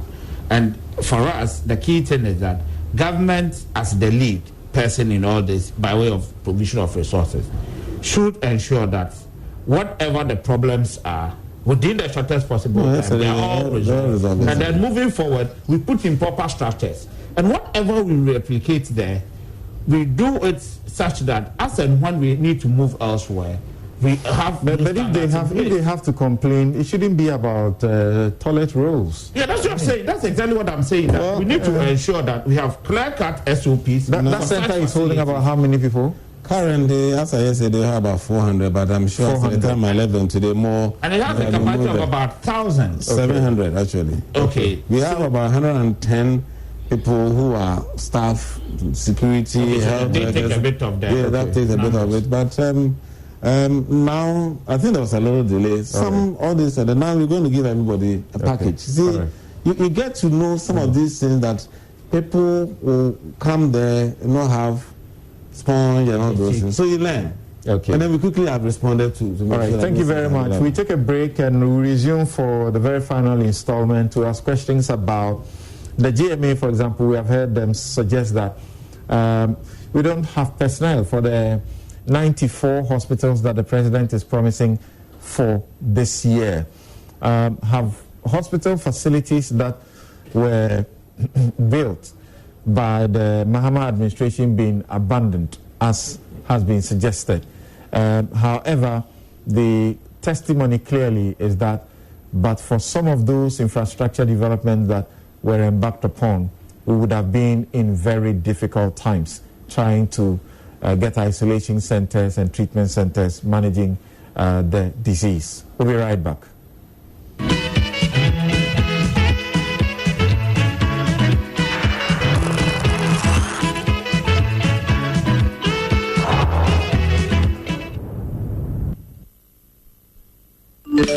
You said life can't be easy. Bank of Africa makes my life comfortable. With easy access to salary advance and e-banking products, I can make transfers, buy airtime, pay bills, etc. all at my own time, thus making my life very easy.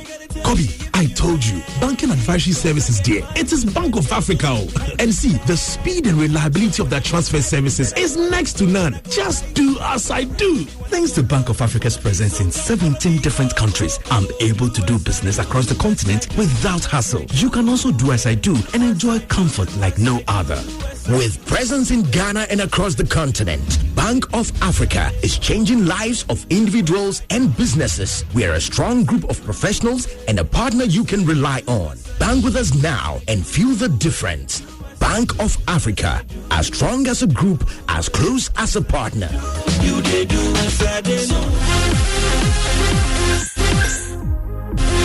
in real life, there's no buffering. So why accept it from your internet connection? Get connected and experience ultra-fast internet to the home from MTN.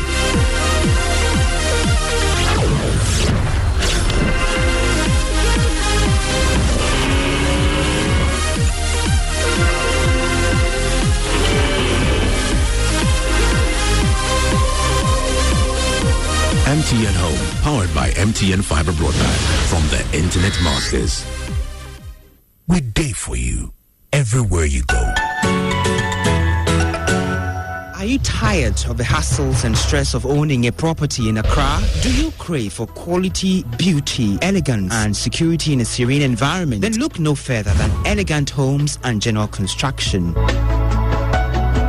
With an impressive track record, a lot of experience, and being one of the leading real estate companies in the country, Elegant Homes gated community fits all your needs. Our homes are architecturally unique with detailed finishes, 24-hour security, tarred roads, solar street lights, covered drains, and constructed within sheds. At Elegant Homes, you have a truly serene environment with social amenities. And payment terms are just so flexible. Elegant Homes also fabricates and sells high-quality UPVC windows, door profiles, plasterboards, gypsum adhesives, and other building materials. Visit our office at East Legon near American House. Contact us via the following telephone numbers. Visit our website at www.eleganthomesgh.com. Waste no time. Your dream of acquiring a property is here.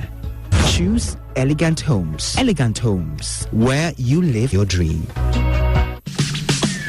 Get digi with it. 924#. Get digi with it. 924#. On your mark, ready, set, let's go. CBG Mobile USSD Young Co. Star 924#. Bank the go. Smartphone no, young phone no. Ever fire money transfer. For 3 hour water bill. For 3 light bill.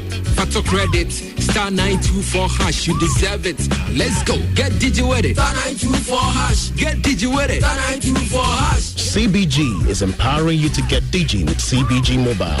Simply dial star 924# and get digi with it. CBG, we stand with you. Hey?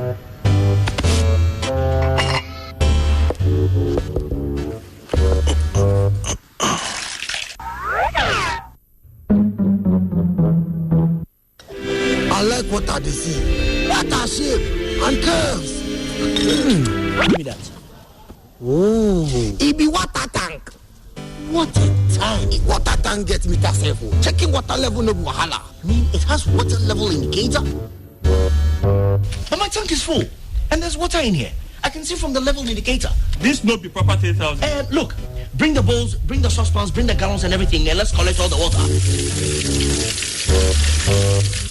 This tank, when they say 3,000, it's 3,000. And you can see the water level indicator. You wouldn't need this thing again. Beautiful, durable, with water level indicator and accurate volume of water. Available in several sizes. Water tank! What a tank! By Duraplast.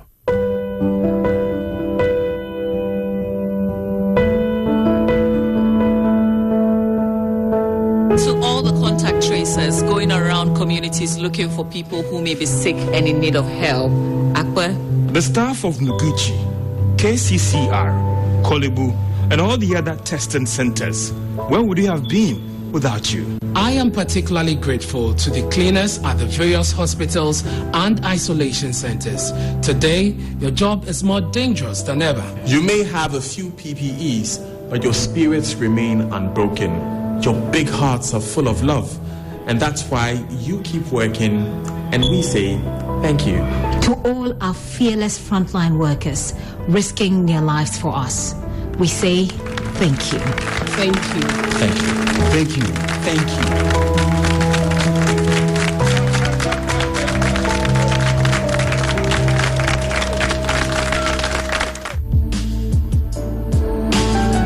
Are you a man 40 years and above? Do you know that men above 40 years are likely to have prostate disorders? Do you have a healthy prostate? Do you know that a healthy prostate is a healthy life? Prostate Cyste, a prostate health management herbal drug, is your solution. Prostate Cyste is a 100% herbal drug, uniquely formulated and produced from herbal extracts. With Prostate Cyste, you can now enjoy peaceful sleep and improve quality life. Prostate Cyste is available in most pharmacies, over-the-counter medicines, and herbal shops throughout the country. This product is not suitable for pregnant women, lactating mothers, and children below 12 years of age. For bulk purchase, contact Phytotech Limited on 0246 490116 or 0209 977733. This advertisement has been vetted and approved by the FDA. Prostate Cyste, a healthy prostate, a healthy life. $79,000 only to buy you a studio apartment in Accra. Why not come to Weli for a spacious 2-bedroom apartment at Alphabet City, our brand new gated community situated right on top of the serene Sakomano Lagoon, feeling like splashing a little. Check out our exclusive all-detached house gated community, the Jaden Symphonic next door. Sizes range from cozy 3 bedrooms to luxurious 5 bedrooms. We at Weleed are committed to provide you with the best building quality and value for money. In fact, we are the proud recipient of 2019's Quality Property Firm Award. Just like our homes, our payment terms focus on your need. Choose from installment up to 24 months or take advantage of mortgage up to 20 years. At Weleed, we build home for you. Call us now at 0240-111119 or 0504-499999 to secure your dream home now. So we came to check up on you and also give you this gift. So you people still they call this name? Do you even remember how it all came about? Some years back, some paddy things say big truck go fit crash Duraplast PVC pipe. But like I always do talk, if you want crash then unless since 1969, Duraplast they produce high quality standard PVC pipes plus fittings where they carry water go every home. And since that time till now, Duraplast has introduced other amazing products such as the PVC and HDPE pipes, motorbox, Durablock, allets, water tank, and many more. So, young man, remember, where Duraplast goes, water flows. From the past 50 to the next 50 years and beyond. Because they're strong.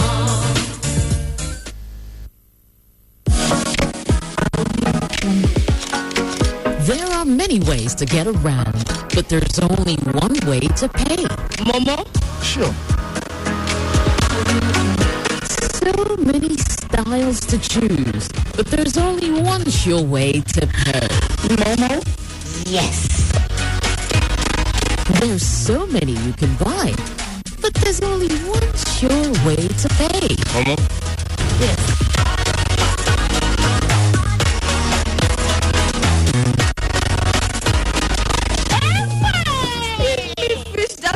My enemy.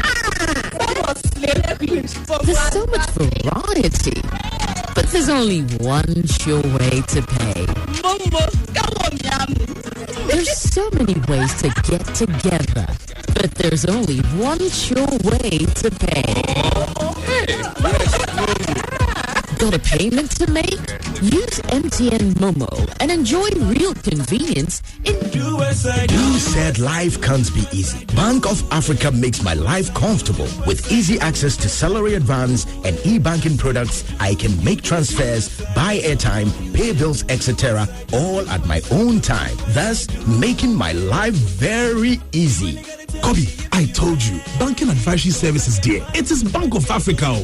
And see, the speed and reliability of their transfer services is next to none. Just do as I do. Thanks to Bank of Africa's presence in 17 different countries, I'm able to do business across the continent without hassle. You can also do as I do and enjoy comfort like no other.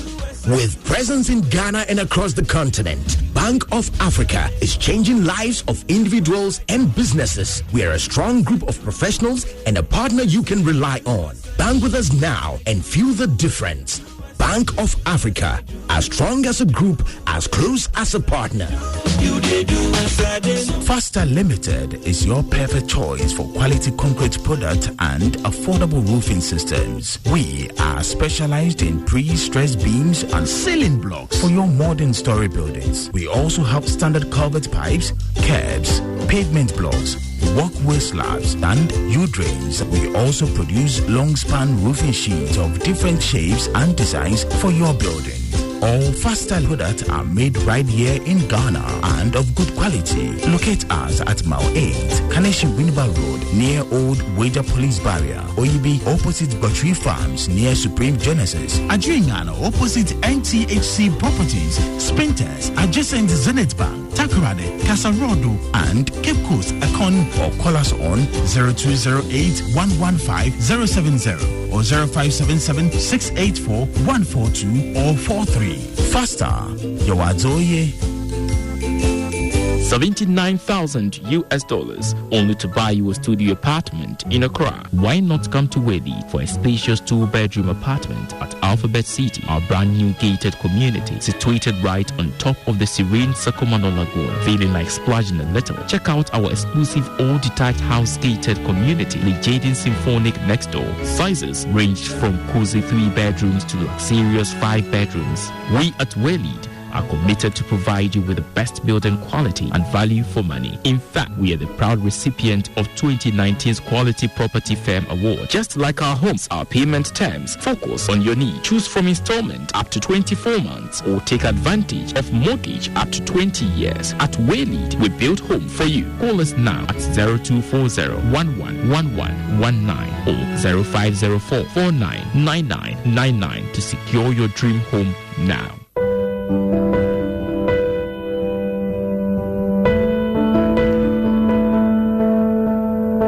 To all the contact tracers going around communities looking for people who may be sick and in need of help, Akbar.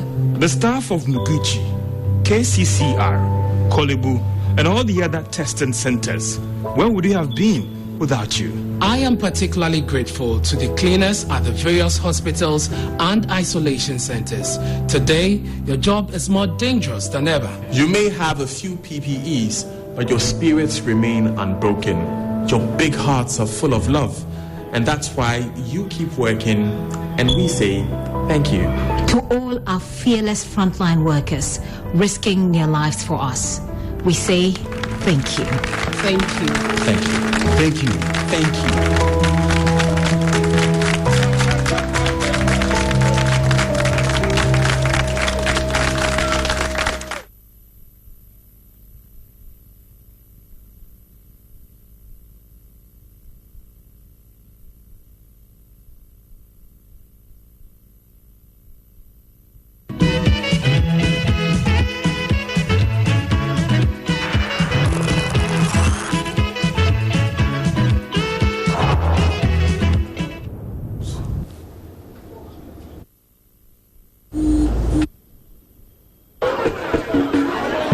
On a tour of the Ashanti region by President Akufo-Addo last year, Health Minister Kweku Agyeman-Manu assured contractors would move to site few weeks from the day of the visit. End of the month, they will mobilize to site and start working seriously in that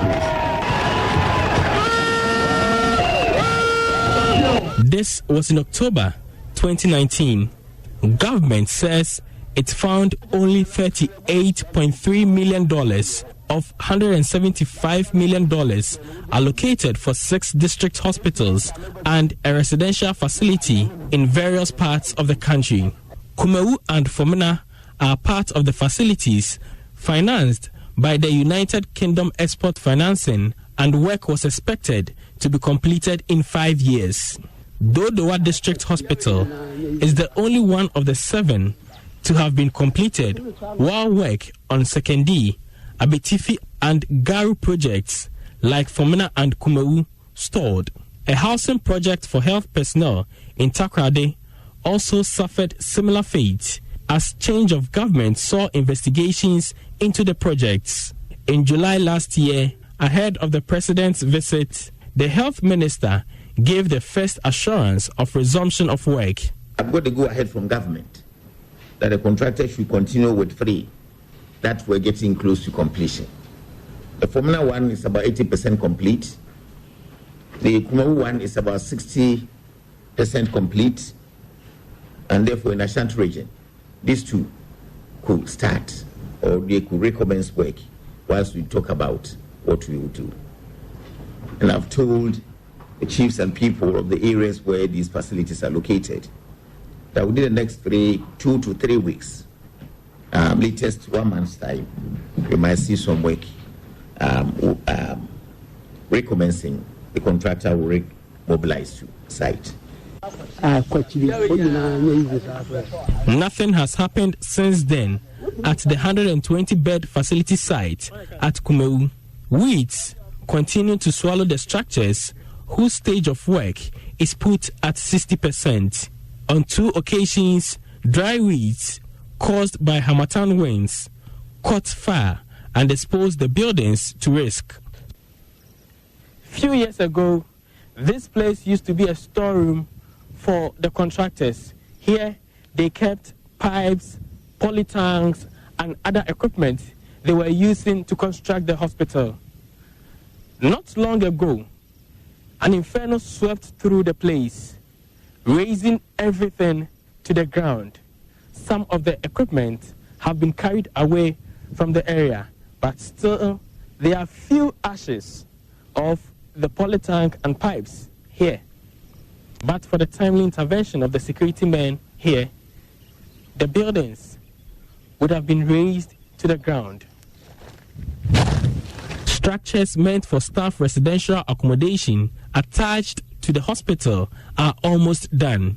Some of them have already been roofed, and one of them is defected due to neglect. Here is Omanhene of Kumawu, Barima Trinibu Akodua, who sums up sentiments of his people over unfulfilled promises of fixing the hospital.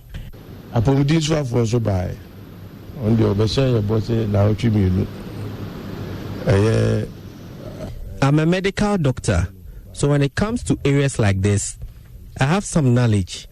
When the health minister visited me, he promised the contractors will be on site in 2 weeks, but to no avail. The president also visited, and we haven't heard anything since. This year, begin constructing 88 hospitals in the districts without hospitals. It will mean 10 in Ashanti, 9 in Volta, 9 in Central, 8 in Eastern, 7 in Greater Accra, 7 in Upper East, 5 in Northern, 5 in Oti, 5 in Upper West, 5 in Bono, 4 in Western North, 4 in Western, 3 in Ahafo, 3 in Savannah, 2 in Bono East, and 2 in Northeast regions. Each of them will be a quality, standard design 100-bed hospital with accommodation for doctors, nurses, and other health workers. And the intention is to complete them within a year. We've also put in place plans for the construction of 6 new regional hospitals in the 6 new regions, and the rehabilitation of Efiankwanta Hospital in Sekondi, which is a regional hospital of the Western region. We're going to beef up our existing laboratories and establish new ones across every region for testing. We will establish 3 infectious disease control centers for each of the zones of our country, that is the coastal, middle belt, and northern, with the overall objective of setting up a Ghana Center for Disease Control. The recent tragic CSM outbreak, with over 40 deaths, has reaffirmed the need for ready access to such infectious disease control centers. Right. So, start with you, Dr. Yankson. We heard the Deputy General Secretary of the Ghana Medical Association speak to Star FM and say that whilst this may be a laudable, thing, there should also be focus on producing the personnel that will man these hospitals.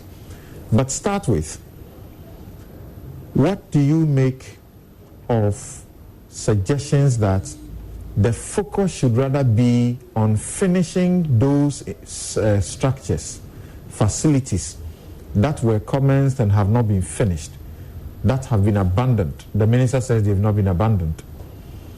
And of course, a couple of them, we know about Rage that was finished, has become very useful. University of Ghana has become very useful. So what do you say about that? Should we be thinking about building new ones or finishing the existing ones? Okay. Samson, thank you. I think that we need to understand certain things. We need to first draw a line, separate the 2 issues. As far as we are concerned, the 2 issues are 2 separate agendas altogether. The first is that you have a set of facilities that have been started. Some resources may be available, because we contract loans and what have you for some of these projects. Others, there may be some technical, logistical, financial difficulties in there that we need to resolve. As the GMA has always said, these health facilities, whatever it takes for authority to ensure that they are completed for the common good of the Ghanaian, it should be done. So that bit, we don't think we should haggle over it. Secondly, from the records, as you also mentioned, it is clear that most of these hospitals are being attended to. Ga East, which is now one of the major treatment centers for COVID-19, was a project that had not been completed at the time the previous government exited. But now it's been completed and it's in use. So clearly, some activity is happening. Maybe the question is the speed. And at this point, we want government to ensure that these things are sorted out. And this was a call we made, some time back, probably a year ago or something, when UGMC was in the news. We made that call that for us, we should ensure that whatever we set out to do. The question is, if the purpose, as the president said, is to ensure ready facilities to help in the pandemic's fight, is it not reasonable to expect that those that are almost completed, some of them just a few fittings that is required, should be the focus, rather than looking for money that is not there to begin, 94 new ones? See, Samson, I think that if we mix up the issues that way, then we are being, in quotes, a group of people who want to disadvantage our own. 88 districts without district hospitals. You cannot say that that is something that we should not be worried about. So whilst we try to fix the ongoing ones, we should also begin to think about them. I mean, with this same analogy you made, imagine these 88 districts, there are outbreaks of any kind of infectious disease, including COVID there at the moment, God forbid, and they don't have places to manage them. How are we going to move on? 88 is a huge number compared to even the number of facilities that are yet to be completed. So we cannot neglect that whole bit, especially where as a country, we've always had a policy that at least every district should have a district hospital. So let's go to the second block, the 88 plus the 3 and everything, 7 up to about 94. Look, the issue of infectious disease centers is one that as a country we've played lip service with for so long a time. And if at this point COVID has exposed a lot of inefficiencies and inadequacies in our system, and the state through the president has taken a decision that we want to construct these infectious disease centers, for us as the Ghana Medical Association, we endorse it because we've always called for it. During the Ebola pandemic, we called for it, and even this year, within the current COVID bid. As far back as 2004, 2005, I did a research by way of a documentary for the BBC when I was reporting for the BBC, and discovered that the number of Ghanaian doctors in New York were more than all the doctors in Ghana put together. Yes, at some point, the situation has not changed. The situation has not changed. No, the situation has changed now. Now, the situation has changed. At some point, the question New York alone had, when I was in school, for example, New York alone had about 700 Ghanaian doctors, and we couldn't boast of that as a country. So that bit is clear. But now our numbers have gone up. But that is not to say that the brain drain hasn't affected that. But all we are saying is that important institutions like infectious disease centers, we need to ensure that we have them as part of our healthcare delivery system. So we will always vote for it. Okay. Now, the district hospitals, or let's say the regional, the policy is that every region should have a regional hospital. It serves as secondary to tertiary level kind of care for that particular region. We have created new regions, and clearly we need to ensure that they also get health facilities. Then comes the districts. As for the 88, like I said earlier, it will be out of place to say that we shouldn't construct hospitals. Maybe the timing is what people are talking about. But if you also look at it properly, this timing could also be the best for us, because I know that out there, I don't know how we are going to finance this 88. I must be honest.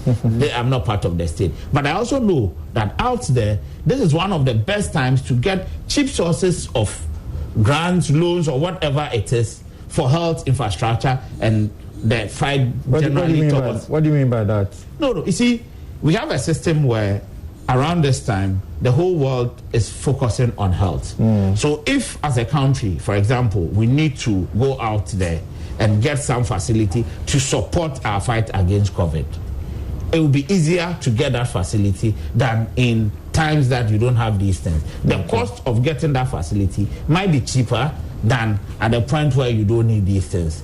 Of course, when you get your funds, as a country, you will decide how you are going to apportion the distribution of those funds. But like I said, I'm not part of privy to the details. But all I'm saying is that this might even be the best time for us, because we could get easy sources of money which are relatively less cheaper for us as a people. And then we take the bold decision and build. But once government has made that call, I think that the onus lies on all of us, the media, the health service, and every well-meaning Ghanaian, to ensure that government fulfills that promise for us. It should not be a lip service. All right. As someone who superintends over this sector in a more direct way, what should be the focus? Building, 94 new ones, or finishing what is there? And there's quite a number of the facilities that were done by the Mahama administration. I'm trying to get the exact figure because I have worked with those numbers before. So what should we be looking at? Well, thank you very much. I think we are creating the impression that the new ones are going to be replacing those old ones. You can see there's a lot of effort making sure that those ones are completed. Moved to sites, some contractors have been changed, etc., to be ensured that these things are completed. But as part of our policy and our part of even our COVID response is to ensure that we have to strengthen the health system. And strengthening the health system also means that access to care must be good for all. I mean, even in the interest of equity, that all districts must have their own first level referral facility where they get. I'll give you an example. If you go to, say, in Samom, there are about 4 districts around there who do not have hospitals. And so anytime you go to the hospital, it's fully congested. That affects quality of care, etc. And so it is important that these things are done, and so that our referral levels are properly done with, and the proper care is given, instead of having regional hospital choked because there are so many people without a first referral level. And that's what comes to the 88. And that is an extremely important, especially now we are not talking about... And these are the same hospitals you talk about where you have one medical officer who is inundated with so much. Some of them practically can't really do anything. I mean, apart from just living literally at the hospital. I think that's another level that we need to look at. And GMA also knows that probably there are more doctors we are not even employing. Who are now, we have a net receiver of doctors every year. Apart from those trained here, we have those trained in China, Russia, and other places coming in. And so I don't think that we will have such a big challenge talking them. We need to ensure, and I always say that regions also have the responsibility to make their facility more attractive for people to work there and feel comfortable working there. So those are all things that we need to look at and ensure that not just they build them, but they are also staffed. And that is why these are coming with decent accommodation. That's also an incentive for people to move there. We know what happens in this country. These projects normally will start and they take forever to do. And the prices will continue to go up.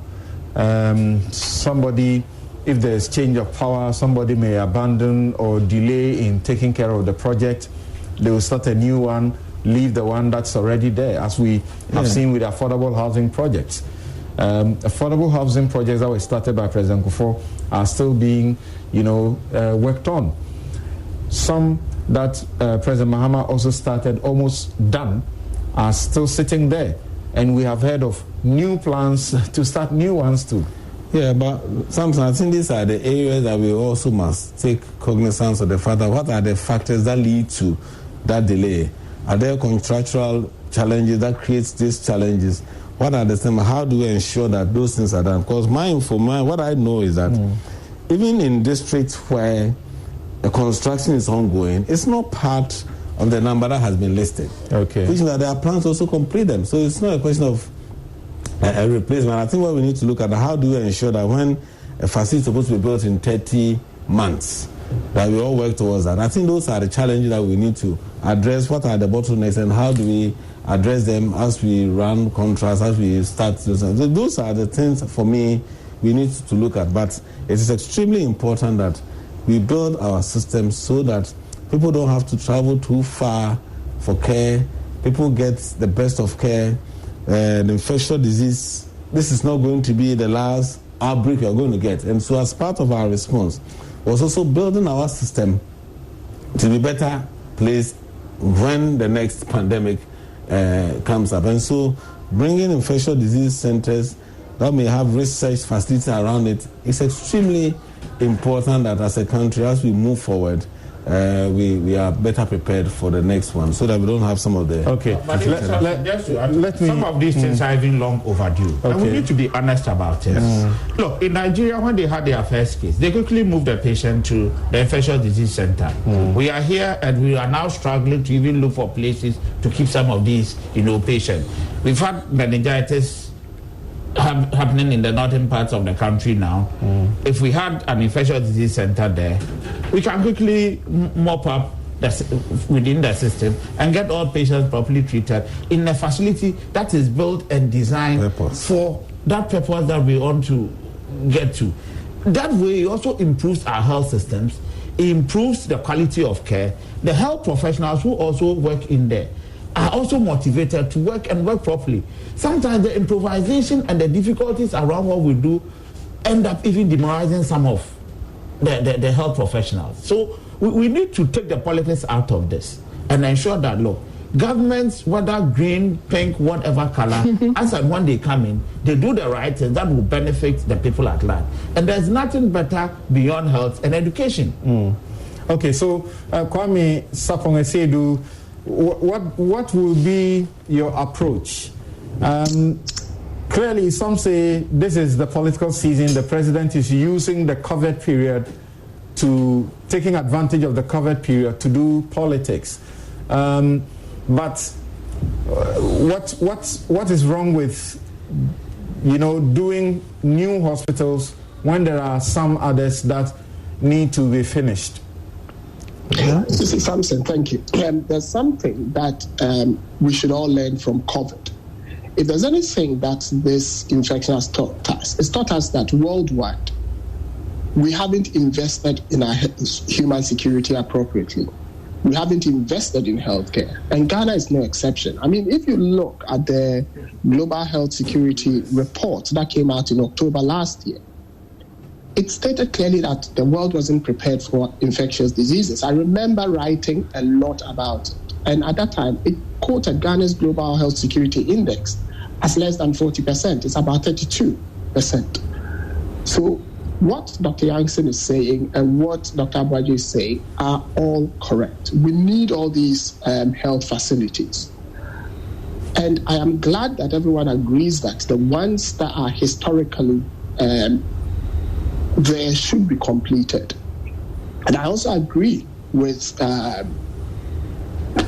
Dr. Youngson that you cannot have districts without district hospitals. So if you've created as districts, we need to be prepared to resource them with the infrastructure.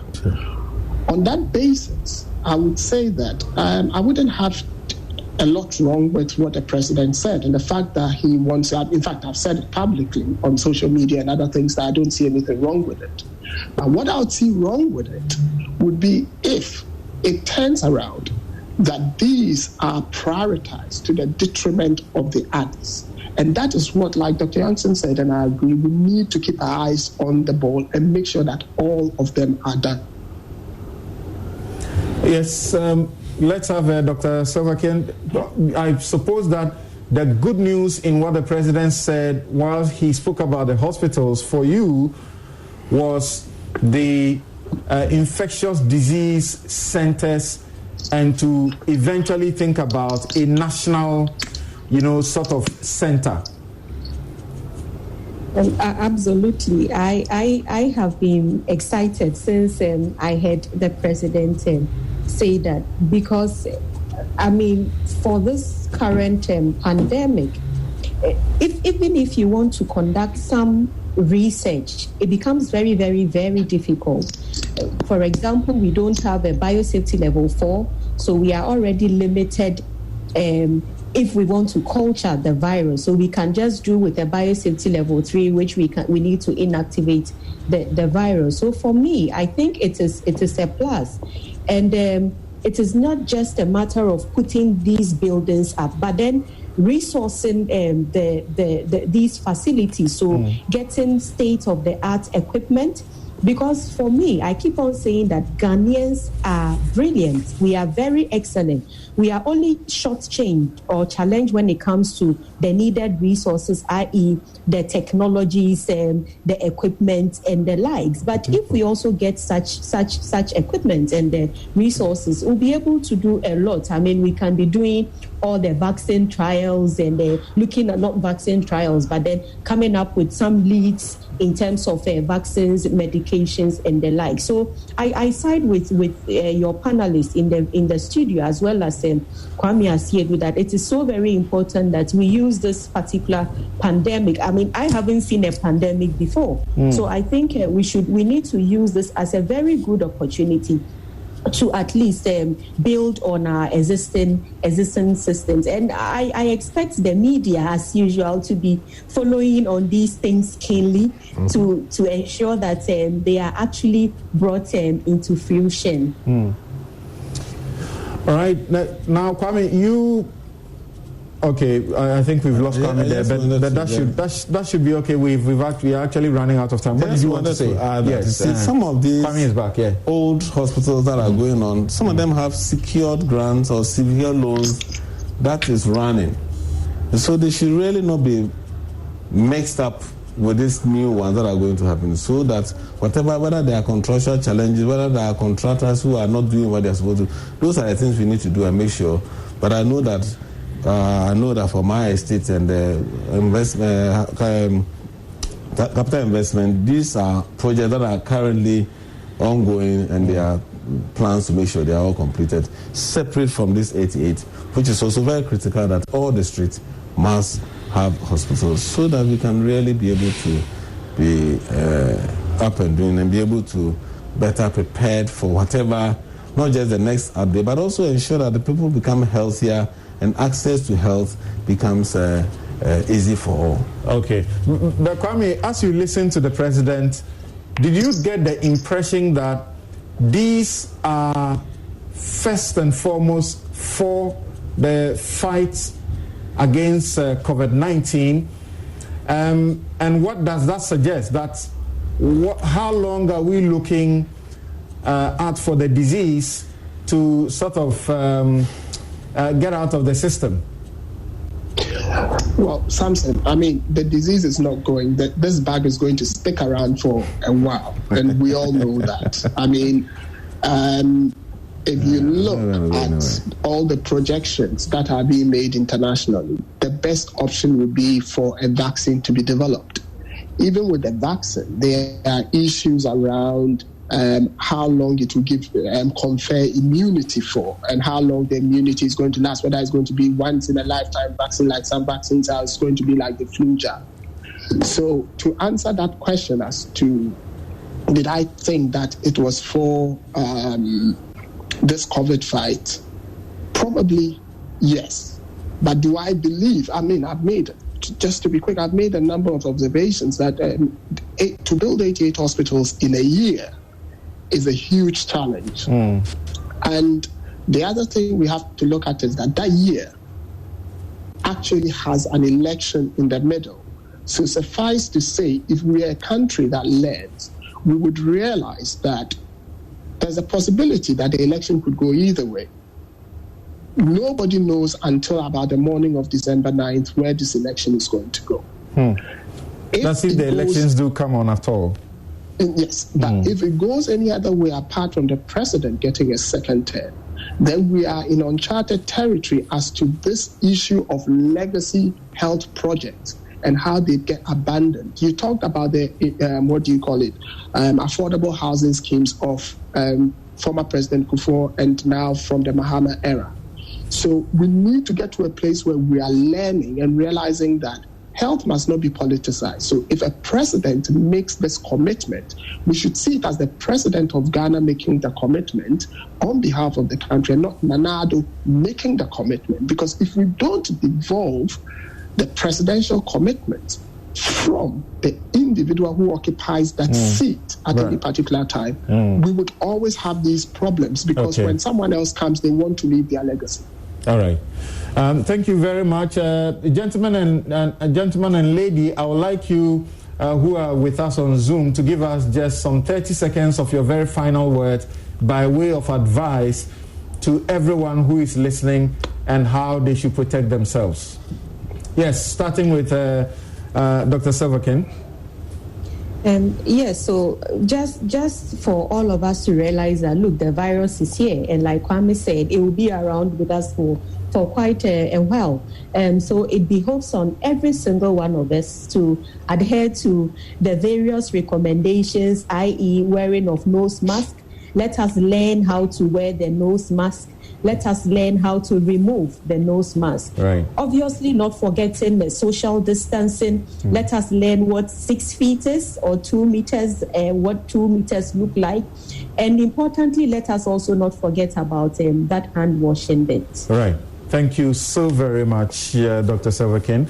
Dr. Augustina Angelina Silverkin is a lecturer, Department of Theoretical and Applied Biology, KNUST, and research scientist and virologist at the KCCR. Yes, Kwame Sapong-Asiedu, what will you say in 30 seconds to Ghanaians all over the world who are watching you now? What should they do?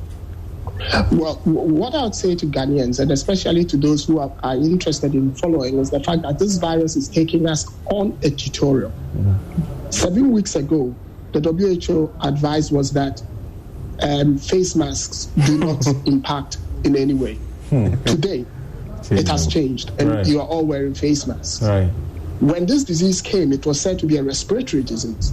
Today, we know that it causes multiple organ shots and all that, and the treatment protocols have changed drastically. It is not classified strictly as a respiratory disease.